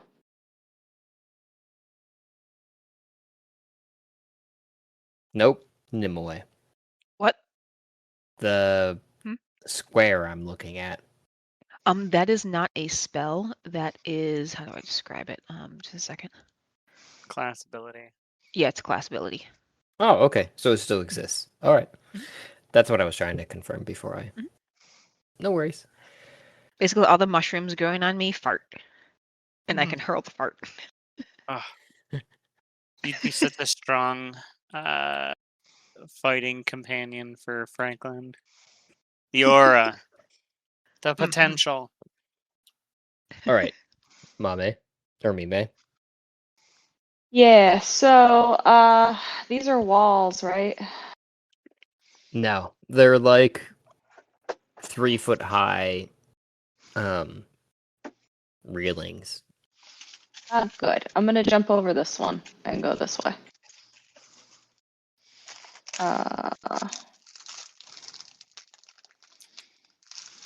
And you land in a pile of trash Well, about 5 feet actually, down I'm from gonna go you. this way. Yeah. Because I don't. These are like shadowy things, but you haven't really. They What appear exactly? to be a shadowy duplication of the crab creature That's what I that you thought. banished. Oh, yeah. Yeah. Okay. Yeah, we'll be over here with Rarl and away from where the crab was and away. I don't know what this barnacle's gonna do. I don't trust it. I am hiding. Yeah. Okay, that's my turn. Okay. With that, I guess we have the Shadow's turn, followed by Kiro. Man, Got him. yeah, with a 3. I mean, I apologize, Kiro, but yeah, you're at the bottom. Yep. Um, so the shadows start. What is their movement, actually? Oh, goddamn. Start moving, I guess. I hadn't thought this far ahead. Damn, 47. Fudge or nuggets. Yeah. Yeah, they're gonna keep moving. Fudge your nuggets. Yeah. Oh, this one only gets to like here-ish, I guess. Yeah. Sorry, that's not quite where we get. Yep. Oh man, gosh. Yeah, they're quite movable. Come on. Here. And with Just, especially the crab individual having been dissipated, they seem to start to swarm. And where the crab disappeared, there are 2 of them. Nimue and Kiro will both have to roll for. We'll go with. Oh, Yep. did any creature pass through that cloud? Like Good the one that came question. from the center? One of them did. It's a reaction from me to Okay. have that happen to any creature that goes through. oh.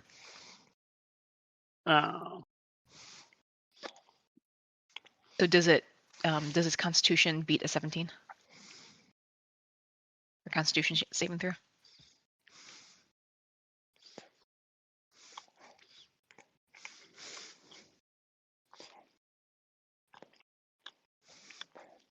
Nope. Okay. Just a second.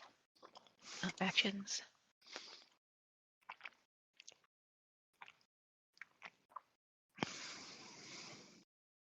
Need to find a way to knock them back into that. You can move that thing, right? Yes. As a bonus action. You shove it right on the right in the area that you're in front of, or that we're in 14 front of. necrotic damage. That's excellent.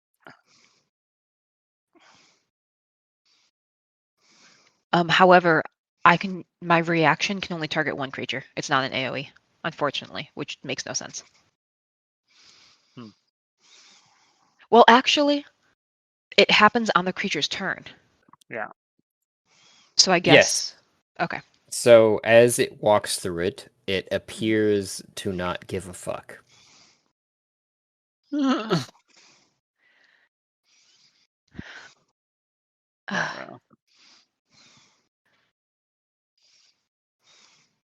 As I'm mostly necrotic damage or Mhm. elemental.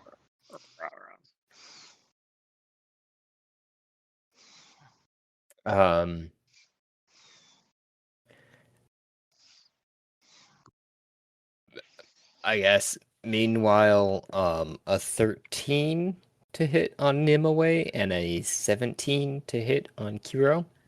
Still Nope. wing and a miss. Nope, nope. Both of the creatures swing, and you're able to move your head off to the side with. But it looks like there is one more creature moving in on Rarl. To verify, I used my bonus action to hide last time. I rolled a 24, so it needs to see me first. I'm hiding in the trash. It is a good question. There are two on either side of you, so I was giving you the benefit of the doubt and saying only one. But I guess we could roll for both of them. Yeah. With a Roll that 24. Do it. wisdom? Would it? No, it's perception. Which is Which wisdom. is wisdom. Yeah. Oh, yeah. Execute. I don't know what these phantoms are, but 15. with a with a 0 modifier, it's only seeing me on a natty. 13. So no. Means they can take They're a looking. they can take an attack, but it'd be a disadvantage. Yeah. No, not if I'm hidden. No, even hidden they can take the attack, just to be a disadvantage to hit you. That's not accurate. D 5e. Can you attack a hidden creature? You can do so in darkness. Wait, really? Yep. How? It's a guess. They're guessing. That's why it's Sure, disadvantage. but like, Yes.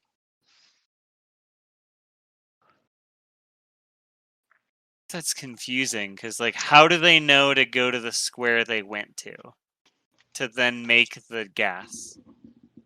You turned into a bush on that spot. Well, I mean that's my question. Is like, how does it know to run to there if it didn't know where I was?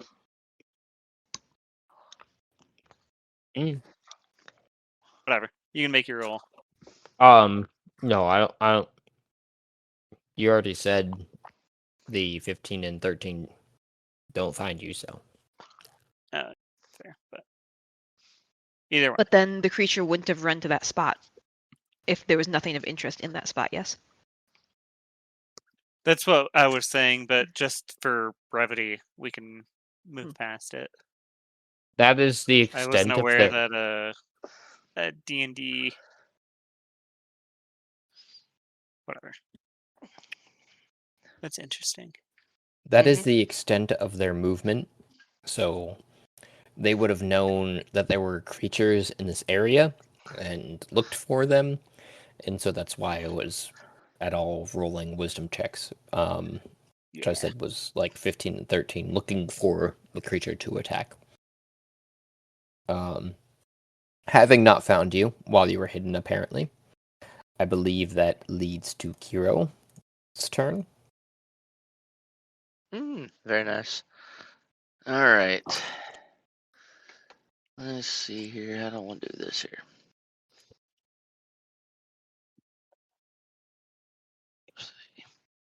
All right, so With Rarl on deck.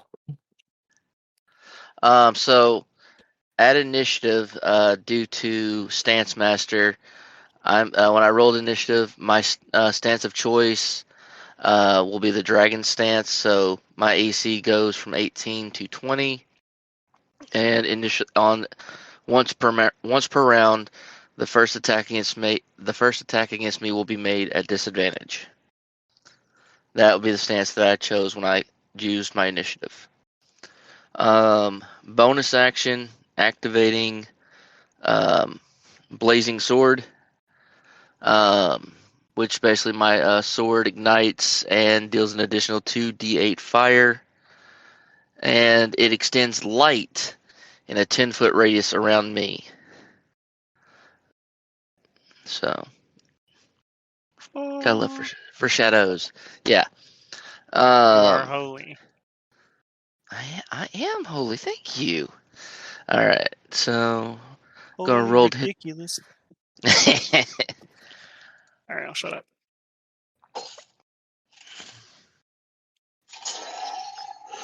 I'm gonna guess that probably um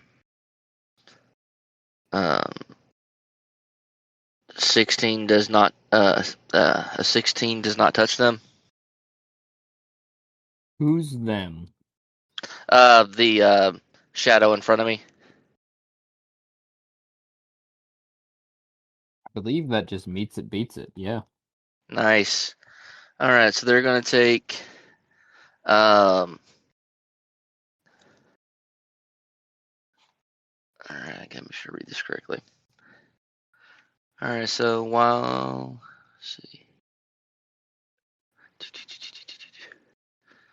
As a part of my action, I'm going to utilize where is it?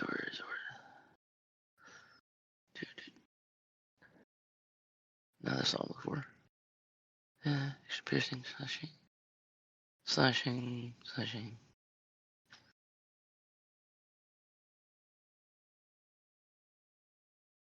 I will utilize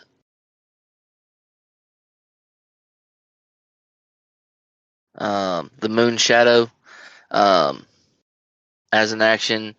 I'm going to spend three of my stance points, and on a hit of the target, I will do an additional 3d10 plus my sword's damage plus my flames to this thing. Please don't be resistant to all my stuff. Alright, so my sword is going to give me 15 plus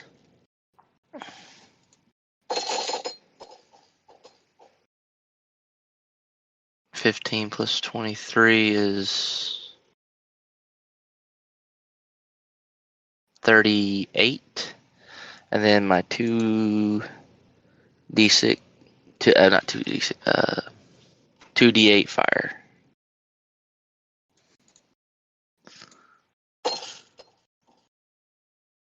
Plus 9 more fire, so 38.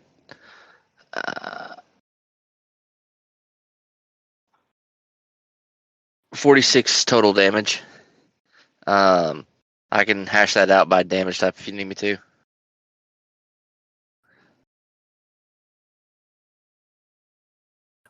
My mic was down, or up, I guess. That was. Yep. How do you want to kill the thing? Basically, Kiro, quick action draws. The flames are already igniting as he pulls his Nadachi out and swipes in a quick arc, and basically be gone, and he rails through it. Since I have, you said it did die, right? Mm-hmm. The Nadachi has the cleave feature. Cleave being, let me get down to that real quick.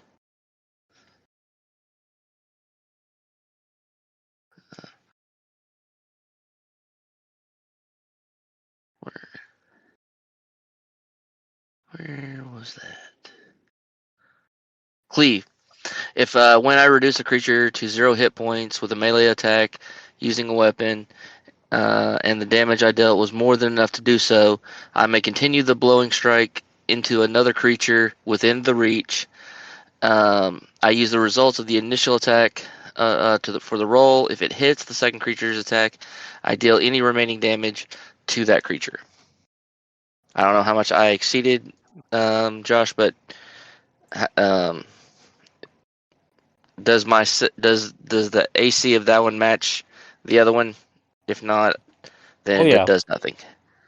What was the total damage again, though? Total damage.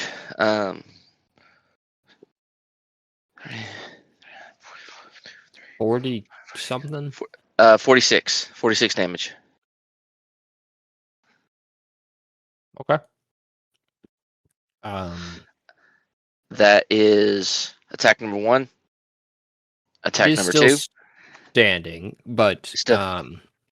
it is it's the one in front of Nimue. So you made a horizontal slash, we'll call it, completely obliterating the one in front of you, and the second one is affected in front of Nimue. All right. Going for the second one.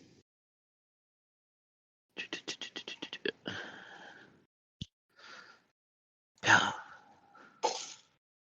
27 for that one. That'll hit. All right. And so 12 plus 24 is 36.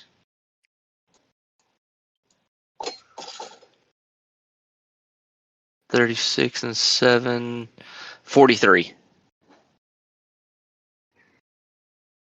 You follow up with the side slash and continue through with a diagonal slash, chopping off the head of the following one, and both of them disapparate into a cloud of mist. Mist is good. Mist is good. All right, let's see here. Did I reach that extra point? Let's see. Oh, yep. I'm going to use my last attack action because I go attack, and I will attack. Use 5. No, I'll use 10 feet of my movement and move myself right here and swing at the one to my left. You mean in front of you? Oh, you moved up. Yeah. And can we hit him? 26. Yes, we can hit him. Now we're gonna sit. We hit him. Yes, we can. We can. All right, so now. Please stop. It hurts. It hurts us. 15 plus.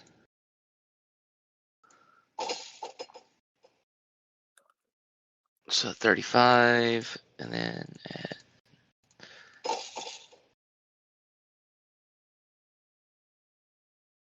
47 to the new one.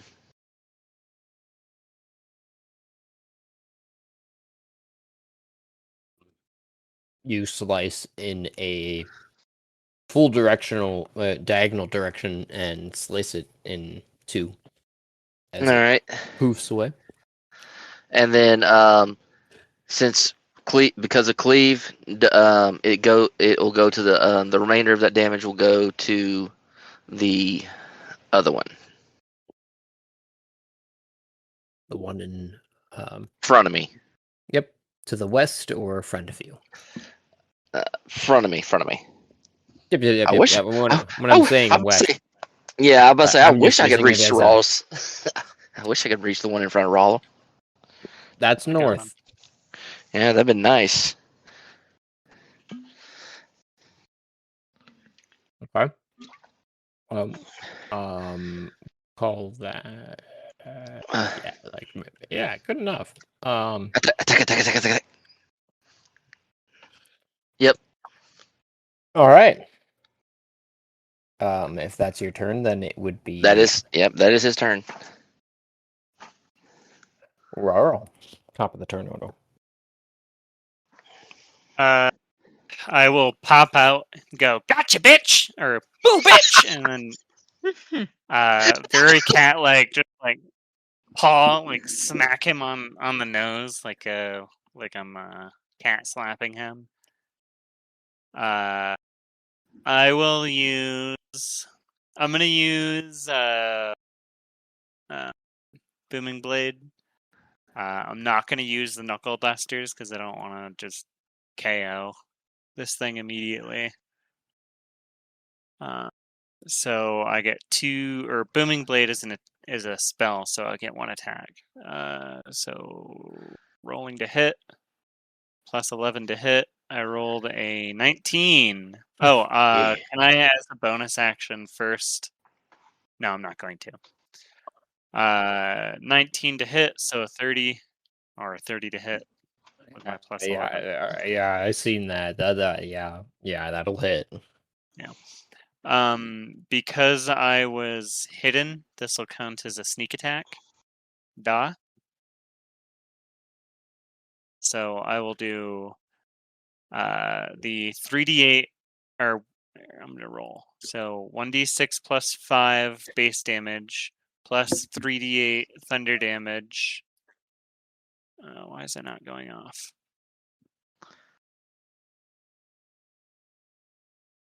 How do I make booming blade happen? Click.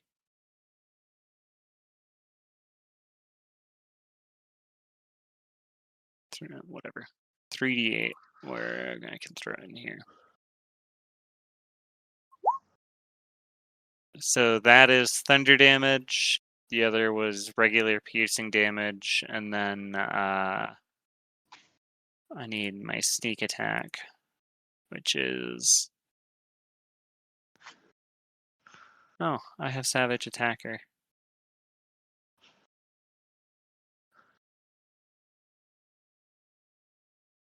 Oh. Once per turn, when I roll damage for a melee attack, you can re-roll the weapon's damage dice and use either total. Okay. Where the fuck is sneak attack? Shouldn't it be under features and traits? Sneak attack. 76. God. We'll just add that one. So 23 points of piercing plus 7. 30 points of piercing plus 8 points of thunder damage. It is enveloped in a thunder aura. I use my bonus action to disengage and leave. You don't need to. As soon as you finish your strike, it dissipates into a puff of smoke.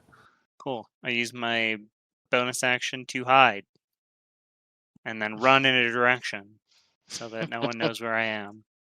I dive amongst the trash. Alright, that's my Your turn. natural, Hold on. natural home. I'm a natural dumpster diver. All right, if that's your turn, it sounds like, then Yeah. it's Nimue. Yeah. I've been spending this entire time trying to read up on all of these extra like add-ons to her abilities, and I'm still so lost. Just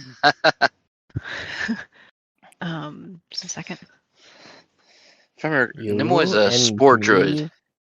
Yeah, she's a both. sport druid. Oh god, they have so much. They have such a weird kit. Yeah.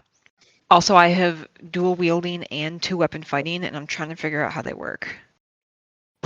And why did I equip her? Dual wielding. No, so dual wielding is simply using 2 weapons, and then one of them lets you add your modifier to your damage. Okay. Right. For the But second then I attack. don't know why and I then- equipped her with a staff and a scimitar, because the staff isn't light. Only then- the and offhand then- needs to be light. Yeah, and then 2-weapon fighting allows you to complete 2 attacks in one go. Using a bonus action. But it has to be with a different weapon. Yeah. And both the weapons have to be light. No, just your offhand. Offhand has to be light. So your staff Oh. can be in your main hand, and Okay. your sword can be in your offhand. Okay, I But was you- really but it ha- confusing but that- myself but- because That has to be light. great. So I know what I'm doing then. Oh, all these things are dead. I might have killed some things while you were away. If I jump over this railing to like walk in this direction, can I do that?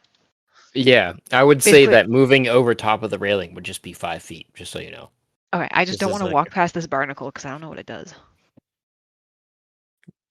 Okay, so 5'10" to jump over the railing and across. Yep. 15. And I'm going to attack this guy. Eat him. Okay, so just a second. Pulling up my sheet. Bonus action.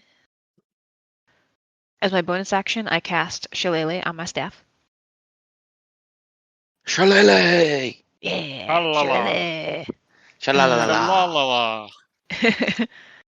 La. And then because I have, okay, just a second. This Grandam would comes be from- proud.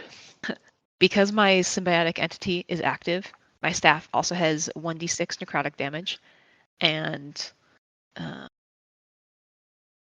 because my action is going to be Primal Strike, my staff also has 1d8 of elemental damage. Let's do fire. Or lightning. What do you guys think I should do? I can do cold, fire, lightning, or thunder. I've been doing Fine. fire, but that's like my whole shtick. The other thing is made out of metal, right? Yeah, I don't know if the lightning would hurt it because it's metal, or because I don't know if the lightning would like rejuvenate it because of electricity, you know? It's So either going to be kinda- vulnerable to lightning, or wait. You have the book, don't you? Don't we have the thing that says what it's Yes, it's immune to poison, psychic, bludgeoning, piercing, slashing, non-magical attacks that are not adamantine. Okay, so it doesn't seem to have any abilities that regenerate from lightning. Yeah. That's if it's an exact copy, which it doesn't seem Right. to be because they're dying real fast. Yeah, So these they things. just- I'm talking about the 500 HP Yeah. big boy. Is Okay, well, fire seemed to work, so I will do fire. Okay, so that's if this hits. So let's see, to attack.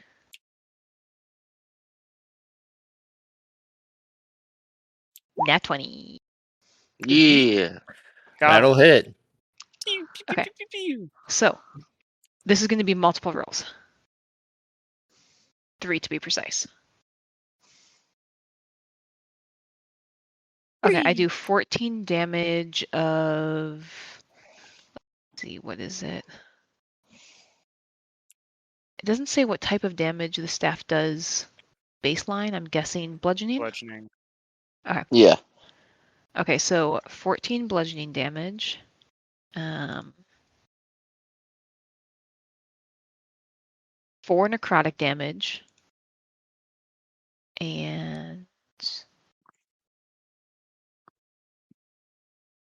8 fire damage.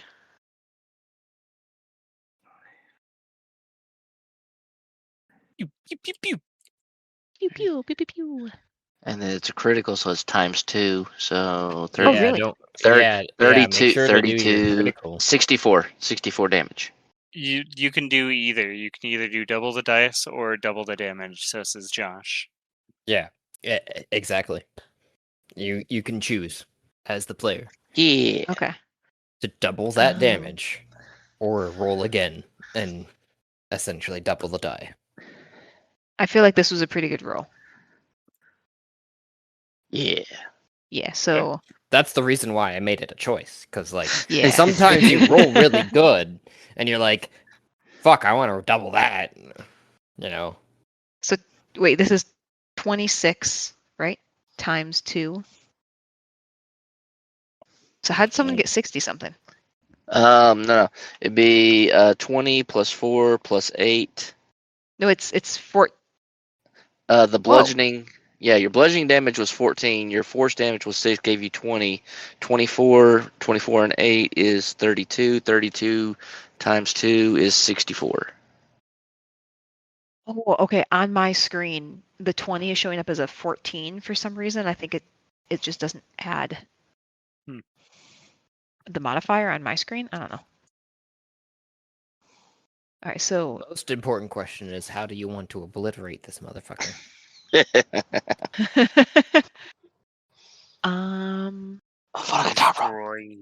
Can the combination of the fire like superheating the metal and the necroticness just like it almost start to disintegrate the metal? It's almost like rusting and coming into dust, and the bludgeoning just kind of like smacks it into a powder, and then Yeah. it drifts away. And Yeah, it exists no more. basically just disintegrates and rusts instantly. And Pulls of Voldemort. yeah. In the movies, not in the books. That was this one, right? Yeah.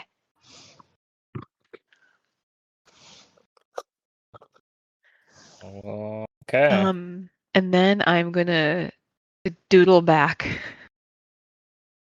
And wait, I've already used my bonus action, so I can't hide.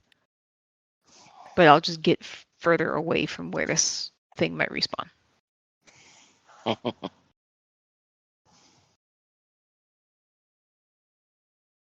Or no, I'll run further into the trash.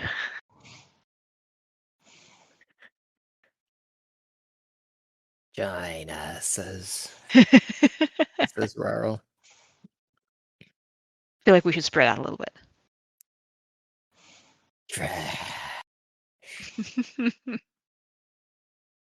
Okay, and that's my turn. All right. Wow, it's actually going to get a turn. The barnacle does a 12 hit Kiro. I assume not. But No. yeah. The barnacle that is nearest you. Which one? There's none alive near me. Those are the shadows that you see that are dead. This Like the this coin circle. looking Yeah. thing. Oh. These things are barnacles. It extends an appendage that bleh, out towards you, and then misses only barely, I would guess. What'd you say it was? A 12. Oh no, yeah, he missed by a good bit. Okay, misses profoundly then. And you see it pull its appendage back into its maw and then close tightly.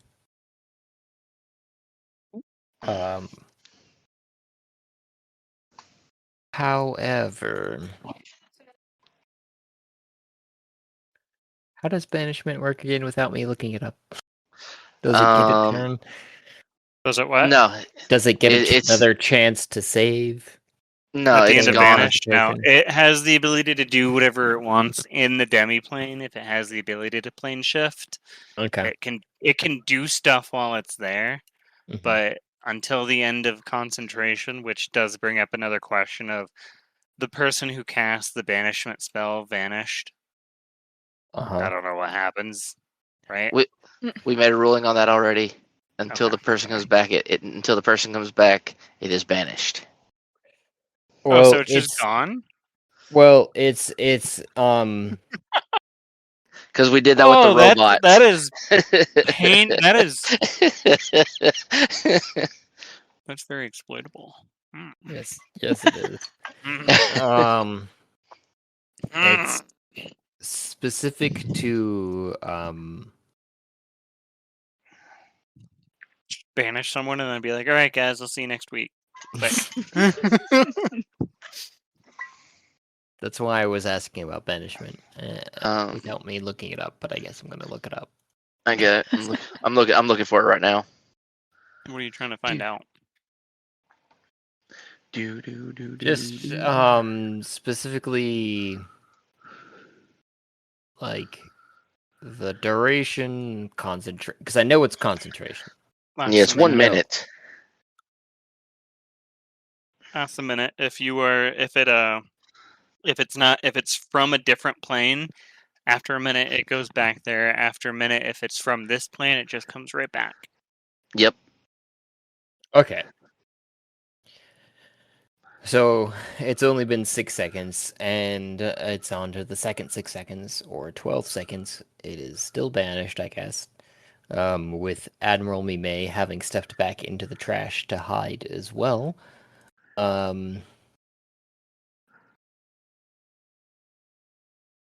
It continues to be banished into a demiplane. And We still get these turns to attack the barnacles, yeah? We're still in combat? Oh yeah, I was Okay. just going through this because also Admiral Mime says they are casting guiding bolts at anything that gets close. There's not much that's gotten close. There's just a pile of, or rather, mists of dead shadows. So I guess that would lead us to I don't know, that shadow over here is within range of guiding bolt. That looks pretty close. it's pretty far. I don't know. Guiding How bolt big is was that 60. crab? I was a guiding bolt is It's 60. like 10 by 10 or 5 Oh by no, 5. 120. Yeah, it's a range of 120. So yeah, that's close. My guy. What is the Because I've got a net. We could throw the net on top of it, or put the net down on the floor where this thing's going to appear. Then pick the net up and then huck it into this giant whirling blade of death. Yeah. It's not moving currently. I throw something in Says there. you. Yes, that's Does the it get guy that obliterated? made the individual. Well, you said it looks like it's not moving. No, I guess When That you was- originally said it, I thought it was like an optical illusion where something's spinning so fast that it looks stationary. We're pretty sure. I thought it's you were moving. trying to bait us. no. I We don't trust apologize. you. It definitely is moving. Okay. Um. I was imagining one of us just stepping in there and getting obliterated. You said it's not moving. It was something, to be fair, that I'd thought about, but I was like, damn, that is way too OP. Like, if I just had No. the crab yeet one of you into the fucking blades, Turns out we Or want to we eat would the eat crab. gone. Yeah, Yeah. or you guys would Big eat the big crab. risk, big reward. Yeah. That's the YOLO play right there. Sorry, I I'm- digress. It's times like this I'm glad I can fly. I'm just trying to get to Mime's character sheet, so that we can figure out what the DC is, because guiding bolt, right? That's what I was looking up. Guiding bolt. Spells. It depends on what level it's cast at, but level 1 it does 4d6 radiant damage. And the next person who makes an attack on it has advantage. And That's each honestly, I mean, yeah, guiding bolt is not a save thing. It's a pew pew. yeah. Usually, I guess I'm basing it off of Baldur's Gate, which I agree. It should not be a save thing. It should just be a pew pew, like you say. Yeah. Anyways, That's why Kiro picked that up.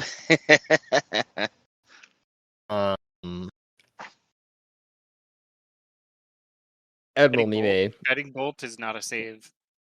Nope. Roll, hit it, Yeah, it's a roll to hit. make it go boom. On Baldur's Gate, I feel like it is. I don't know. Maybe it's just that I have a shitty roll to hit. But anyways, Yeah, the thing just evaporates with a 14. It does double damage because it's Got a solid 40 seconds to get a massage before we have to fight the next guy. We got barnacles on the ground, apparently. So killed them all. the barnacles. It is Kiro's turn though. So the little circle thing right next to me is a barnacle, right? Mm-hmm. Sweet. I'm going to attack the barnacle. And barnacle go 25. How disappointed would you be if I said that it doesn't hit? I would be very sad if you said a barnacle doesn't hit with Rough 25. Shit. And a mobile creature that just has like a 30 AC. Yeah. It doesn't hit. It doesn't And it was hit. a what? A 24? Fuck yeah. Yeah. 25. 25. I don't even think I can beat that. Oh, well, okay. Attack number 2. The electric boogaloo. That's not going to hit. And last attack. That one's not going to hit. Sadness all around. Are these things supposed to be here? Or who are you talking to right now? The barnacles, are those supposed to be here? You're talking to the barnacles. They don't respond. They just Yeah, we are. blub, blub, blub, blub, blub. Your house. Yeah, it was attack, and nothing. Yeah, you're slamming up against the shell or hull of the thing, and it just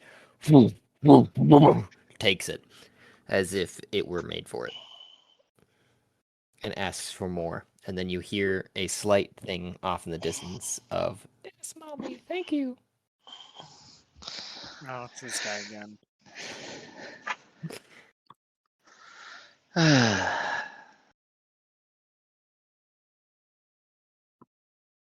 So barnacles are environmental details to be avoided rather than enemies. So the barnacles are a good thing or bad thing? I think they're neutral. Mm. They're like the bottom of a ship. You naturally get barnacles. Eventually, I'll have to scrape them. Yeah. Were we supposed to get rid of the barnacles, or was it just a big thing? Nope, the we big saw them on the thing. battlefield and assumed they were part of the enemy team. But Uh. now I'm thinking they're just, neutral parties that attack anything. Well, that's not the definition of neutral, but it feels like this is a third team, if you will. Hmm. And I don't think we need to destroy them. We just avoid them. Okay. Let's see. Kira will move right here. Yeah. Just away from the barnacle. Away from the barnacle. Can the barnacle move? No, but he moved away, so The barnacle gets an opportunity attack. I'm assuming a 6 doesn't hit. So No. you're good. Yeah, there's a little tongue that seems to come out and try to strike at you, but no.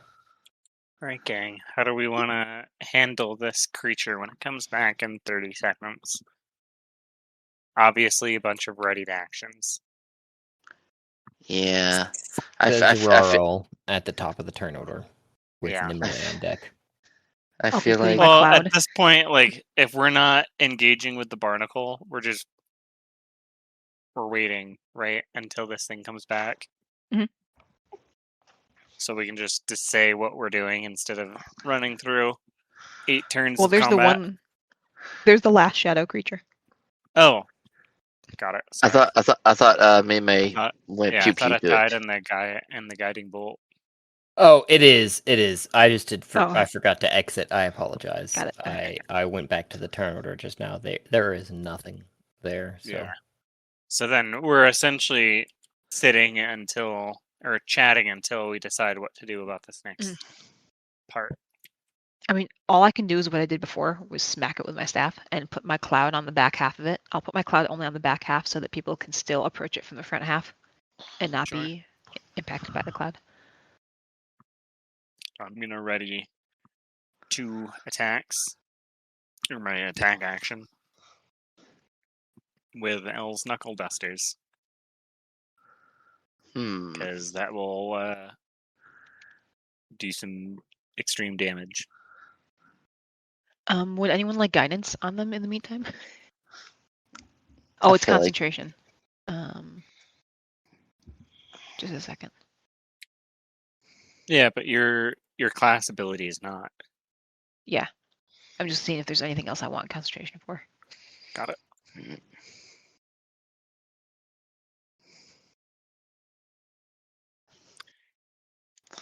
This is such a classic scenario. Banish the monster. Everyone, get ready for it. And when it pops in, just gangbang, just kill it. You're back! Whack, whack, whack, whack.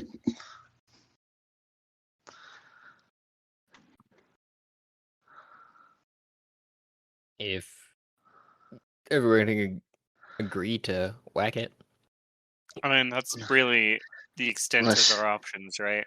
I've got a Yeah. net. You could throw the net down if Kiro, you think you're strong enough to pick it up and throw it off the edge. But- Okay. Kiro's strong. Is he Ezra strong? No, but I mean he has a +10, so I mean, as opposed to Ezra's plus like Is Kiro that strong? 14. Kiro's got a 20 in strength. He got some beefy muscle. Yeah, but he's like Ford. He's strong, but is he? He's not built Ezra tough. Okay, he's not built Ezra tough. So would guidance help anyone? Definitely, if I'm going to be throwing this thing. Wait a minute. Hold on. Only if Throw you the don't net have on. something bad. Wait. I can throw the net on him and just grab the edge of the net, and then pull and fly him over to the spinny thing. It's not spinning. The spinny thing isn't spinning. What are his stats? I look to you, Nimue. What do you want to know? How strong is he? Yes. What's his dump stat? His 'Cause dump if we- stat is if we charisma. do- And charisma, well, actually, he kind of has 4 dump stats and 2 good stats. His good stats are strength and constitution. How The good others are strength? 10 and 11. How good is that strength? 29 modifier is +9. Yeah, you're not Constitution beating is- him in a grapple. Constitution is 25 with a modifier of +7. Do we have anything on it? Wait. Do we have anything on us that could hold something in place? Definitely no immovable rods are around here.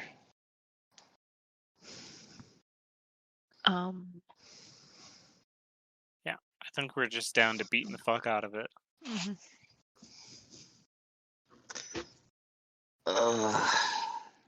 my mama said. My mama said we just beat the fuck out of it. Yep. Yeah. Yeah. Before it comes back, I'm gonna use. What resistances does it have? It has immunity to poison, psychic, bludgeoning, piercing, slashing, non-magical attacks for all of those that are not adamantine. Awesome. So cool. most physical damage, psychic, and poison won't work on it. I have the perfect plan that I'm about to do. I'm about to fly approximately 15 feet above where he's at. And I'm going to blast the shit out of him the whole damn time. With what? Oh, also, sorry, it has advantage Sacred on Flame. saving. It has advantage on saving throws against spells and other magical effects.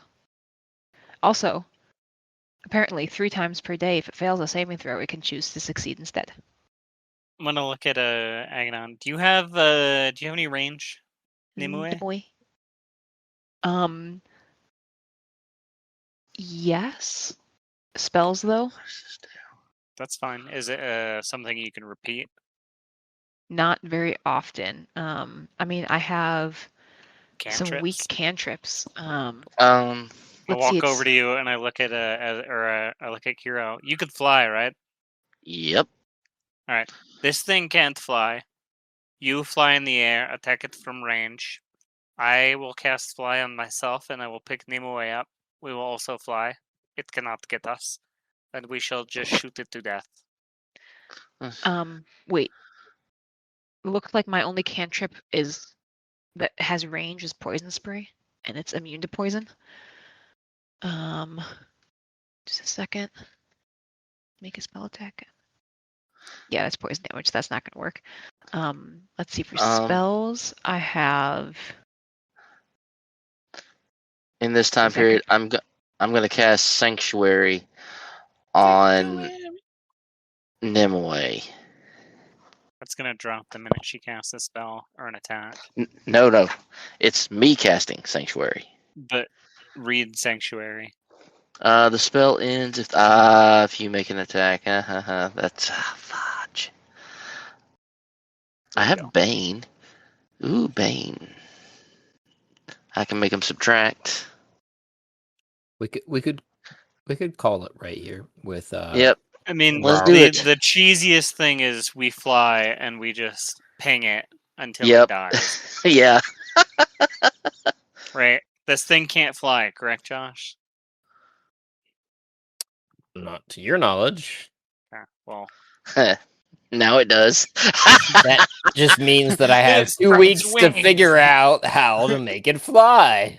Yeah, we can call it here and then come back next week and finish this thing off, because we're either going to be cheesing it right now to defeat it, or it'll be next week and we'll have more people and we still cheese it.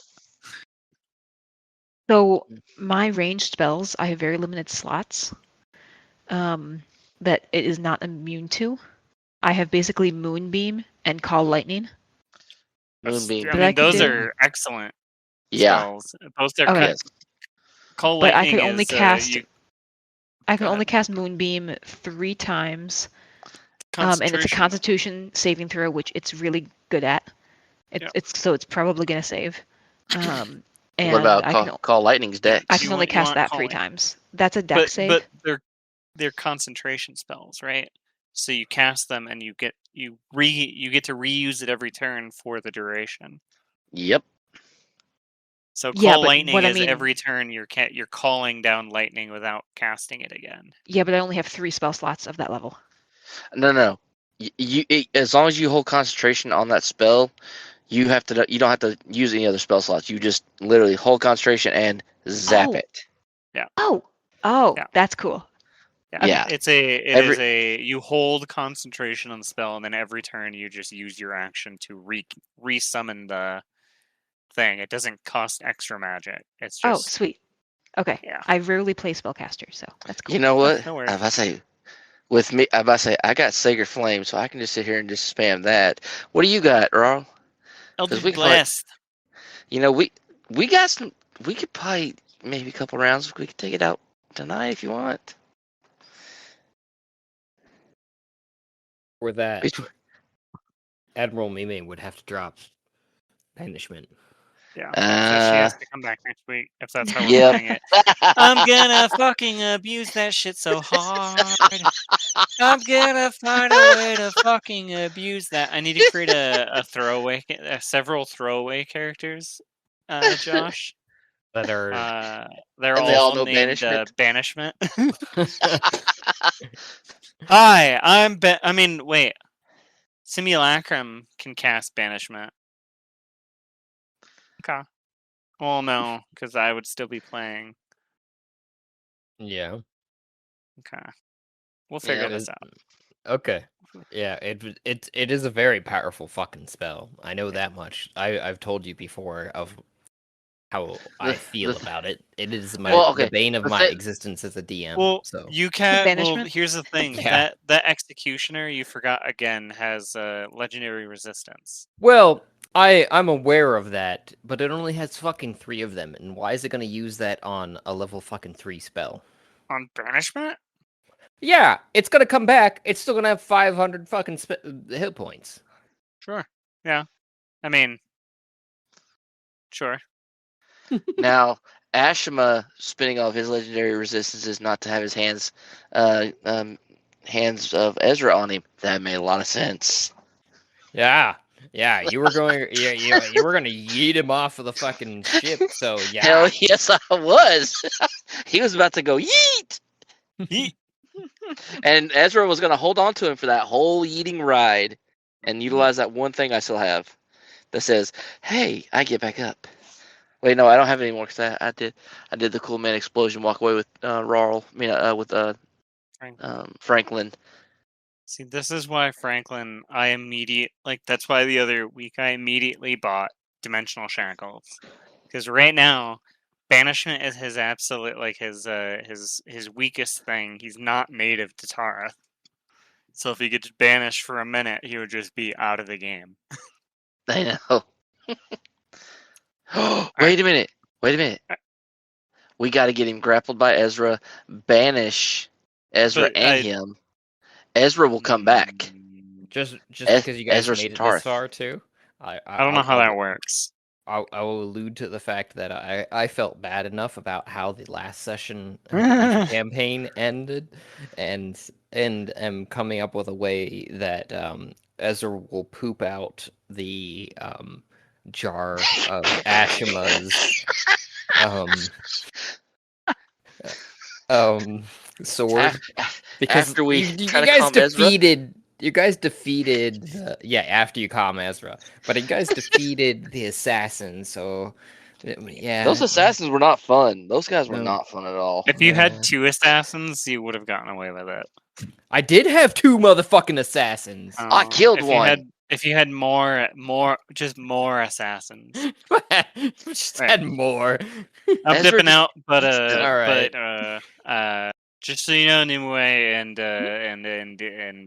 your character Franklin will definitely trade for the body, but he will start sending assassins.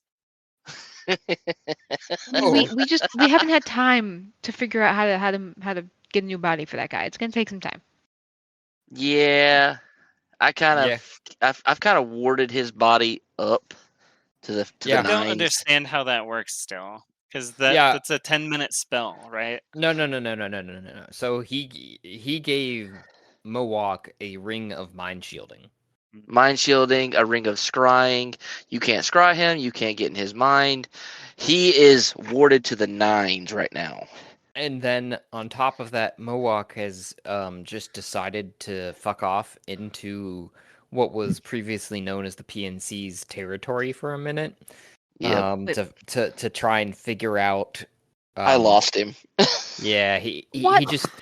Yeah, he got those rings from Kiro, and then he was like, "Thanks, brah," and then turned into a fucking bird, and went into the Spiralwood Forest to figure out what. How am I supposed to get my corpse back if you've made it impossible to find and then he just fucked off? How am I supposed This to is get news my to me. I'm corpse, sorry. No corpses for you, inhabit the Rhodey. corpse, and get permanently bound to that corpse, and then kill myself at Eurythmic again, so that I can regenerate in Earth? No earth for Franklin. Not yet. I'll find my way. I'll get there. I'll find this. I mean, here's the thing. He's the leader of that druid grove. He's coming back. Yeah. All I have to do is have all my assassins waiting for him at his grove. Yeah. Jesus. But wait, Ezra, how are you gonna kill him Kiro and has not a plan damage for the that body? too. You're gonna How are you find, you're gonna have to kill him without damaging the body. I guess I'll need him captured alive, right? Yeah. Because the body can't be dead for too long. So why does Yeah. Franklin want this body again? So the body is from Earth. He knows that I was able to get from Earth to Tareth by being in a body and then killing myself, making them objects, and then bringing it back. He suspects he can use this body that is not native to this plane, inhabit it via like a magic jar, then use that level 20 ritual of the outsider that I haven't done yet to bind myself to that body, then banish myself to go to Earth. Where he will But the work in 9 banishment to isn't 5. permanent. It wouldn't. If I you're don't not know. I don't. Well, native that's to a the plane. question for Josh. Is it the body or the soul? Which one is native to which? Either way, I suspect if I get my hands on that body, I can find my way to opening a portal to Earth to get the real enemy, Josh. He's the real enemy. The final I mean, boss. technically, none of our characters would exist without Josh. Well, no. Here's the thing. You know how we said earlier that what we need to do is change the rules, right, of the game so that the gods are pushed off of Tareth, right? Mhm. We do that by bringing our characters from Tareth to Earth on Eurythmic Veracity to steal the Lego set that Josh has so that the characters can set up the new rules versus us. What do you mean Where's by the Lego Legos? set? He's got a Lego set that essentially been to the- represents the Yeah, game. yeah. If someone steals it, they either become DM or they decide what happens next in the game. So he said. Yeah. Well, the last Oh. two Eurythmic Veracities that I think you've been at Didn't have it. did not have it. Yeah. So Wait, there's like a He Lego forgot ship. it the first time. Yeah. Yes. the one. So the plan is get Franklin and co. and team to Earth via this teleportation so that they can show up during Eurythmic and steal the Lego set so that then we can force Josh to push the gods off of Tareth. Mm. What do you think? I mean, technically, our characters don't need to do that. We could just do it. I guess my question is, how do we put Right. what are the mechanics in game to make the gods to create this force field around the planet? Or you mean just change the rules of the game?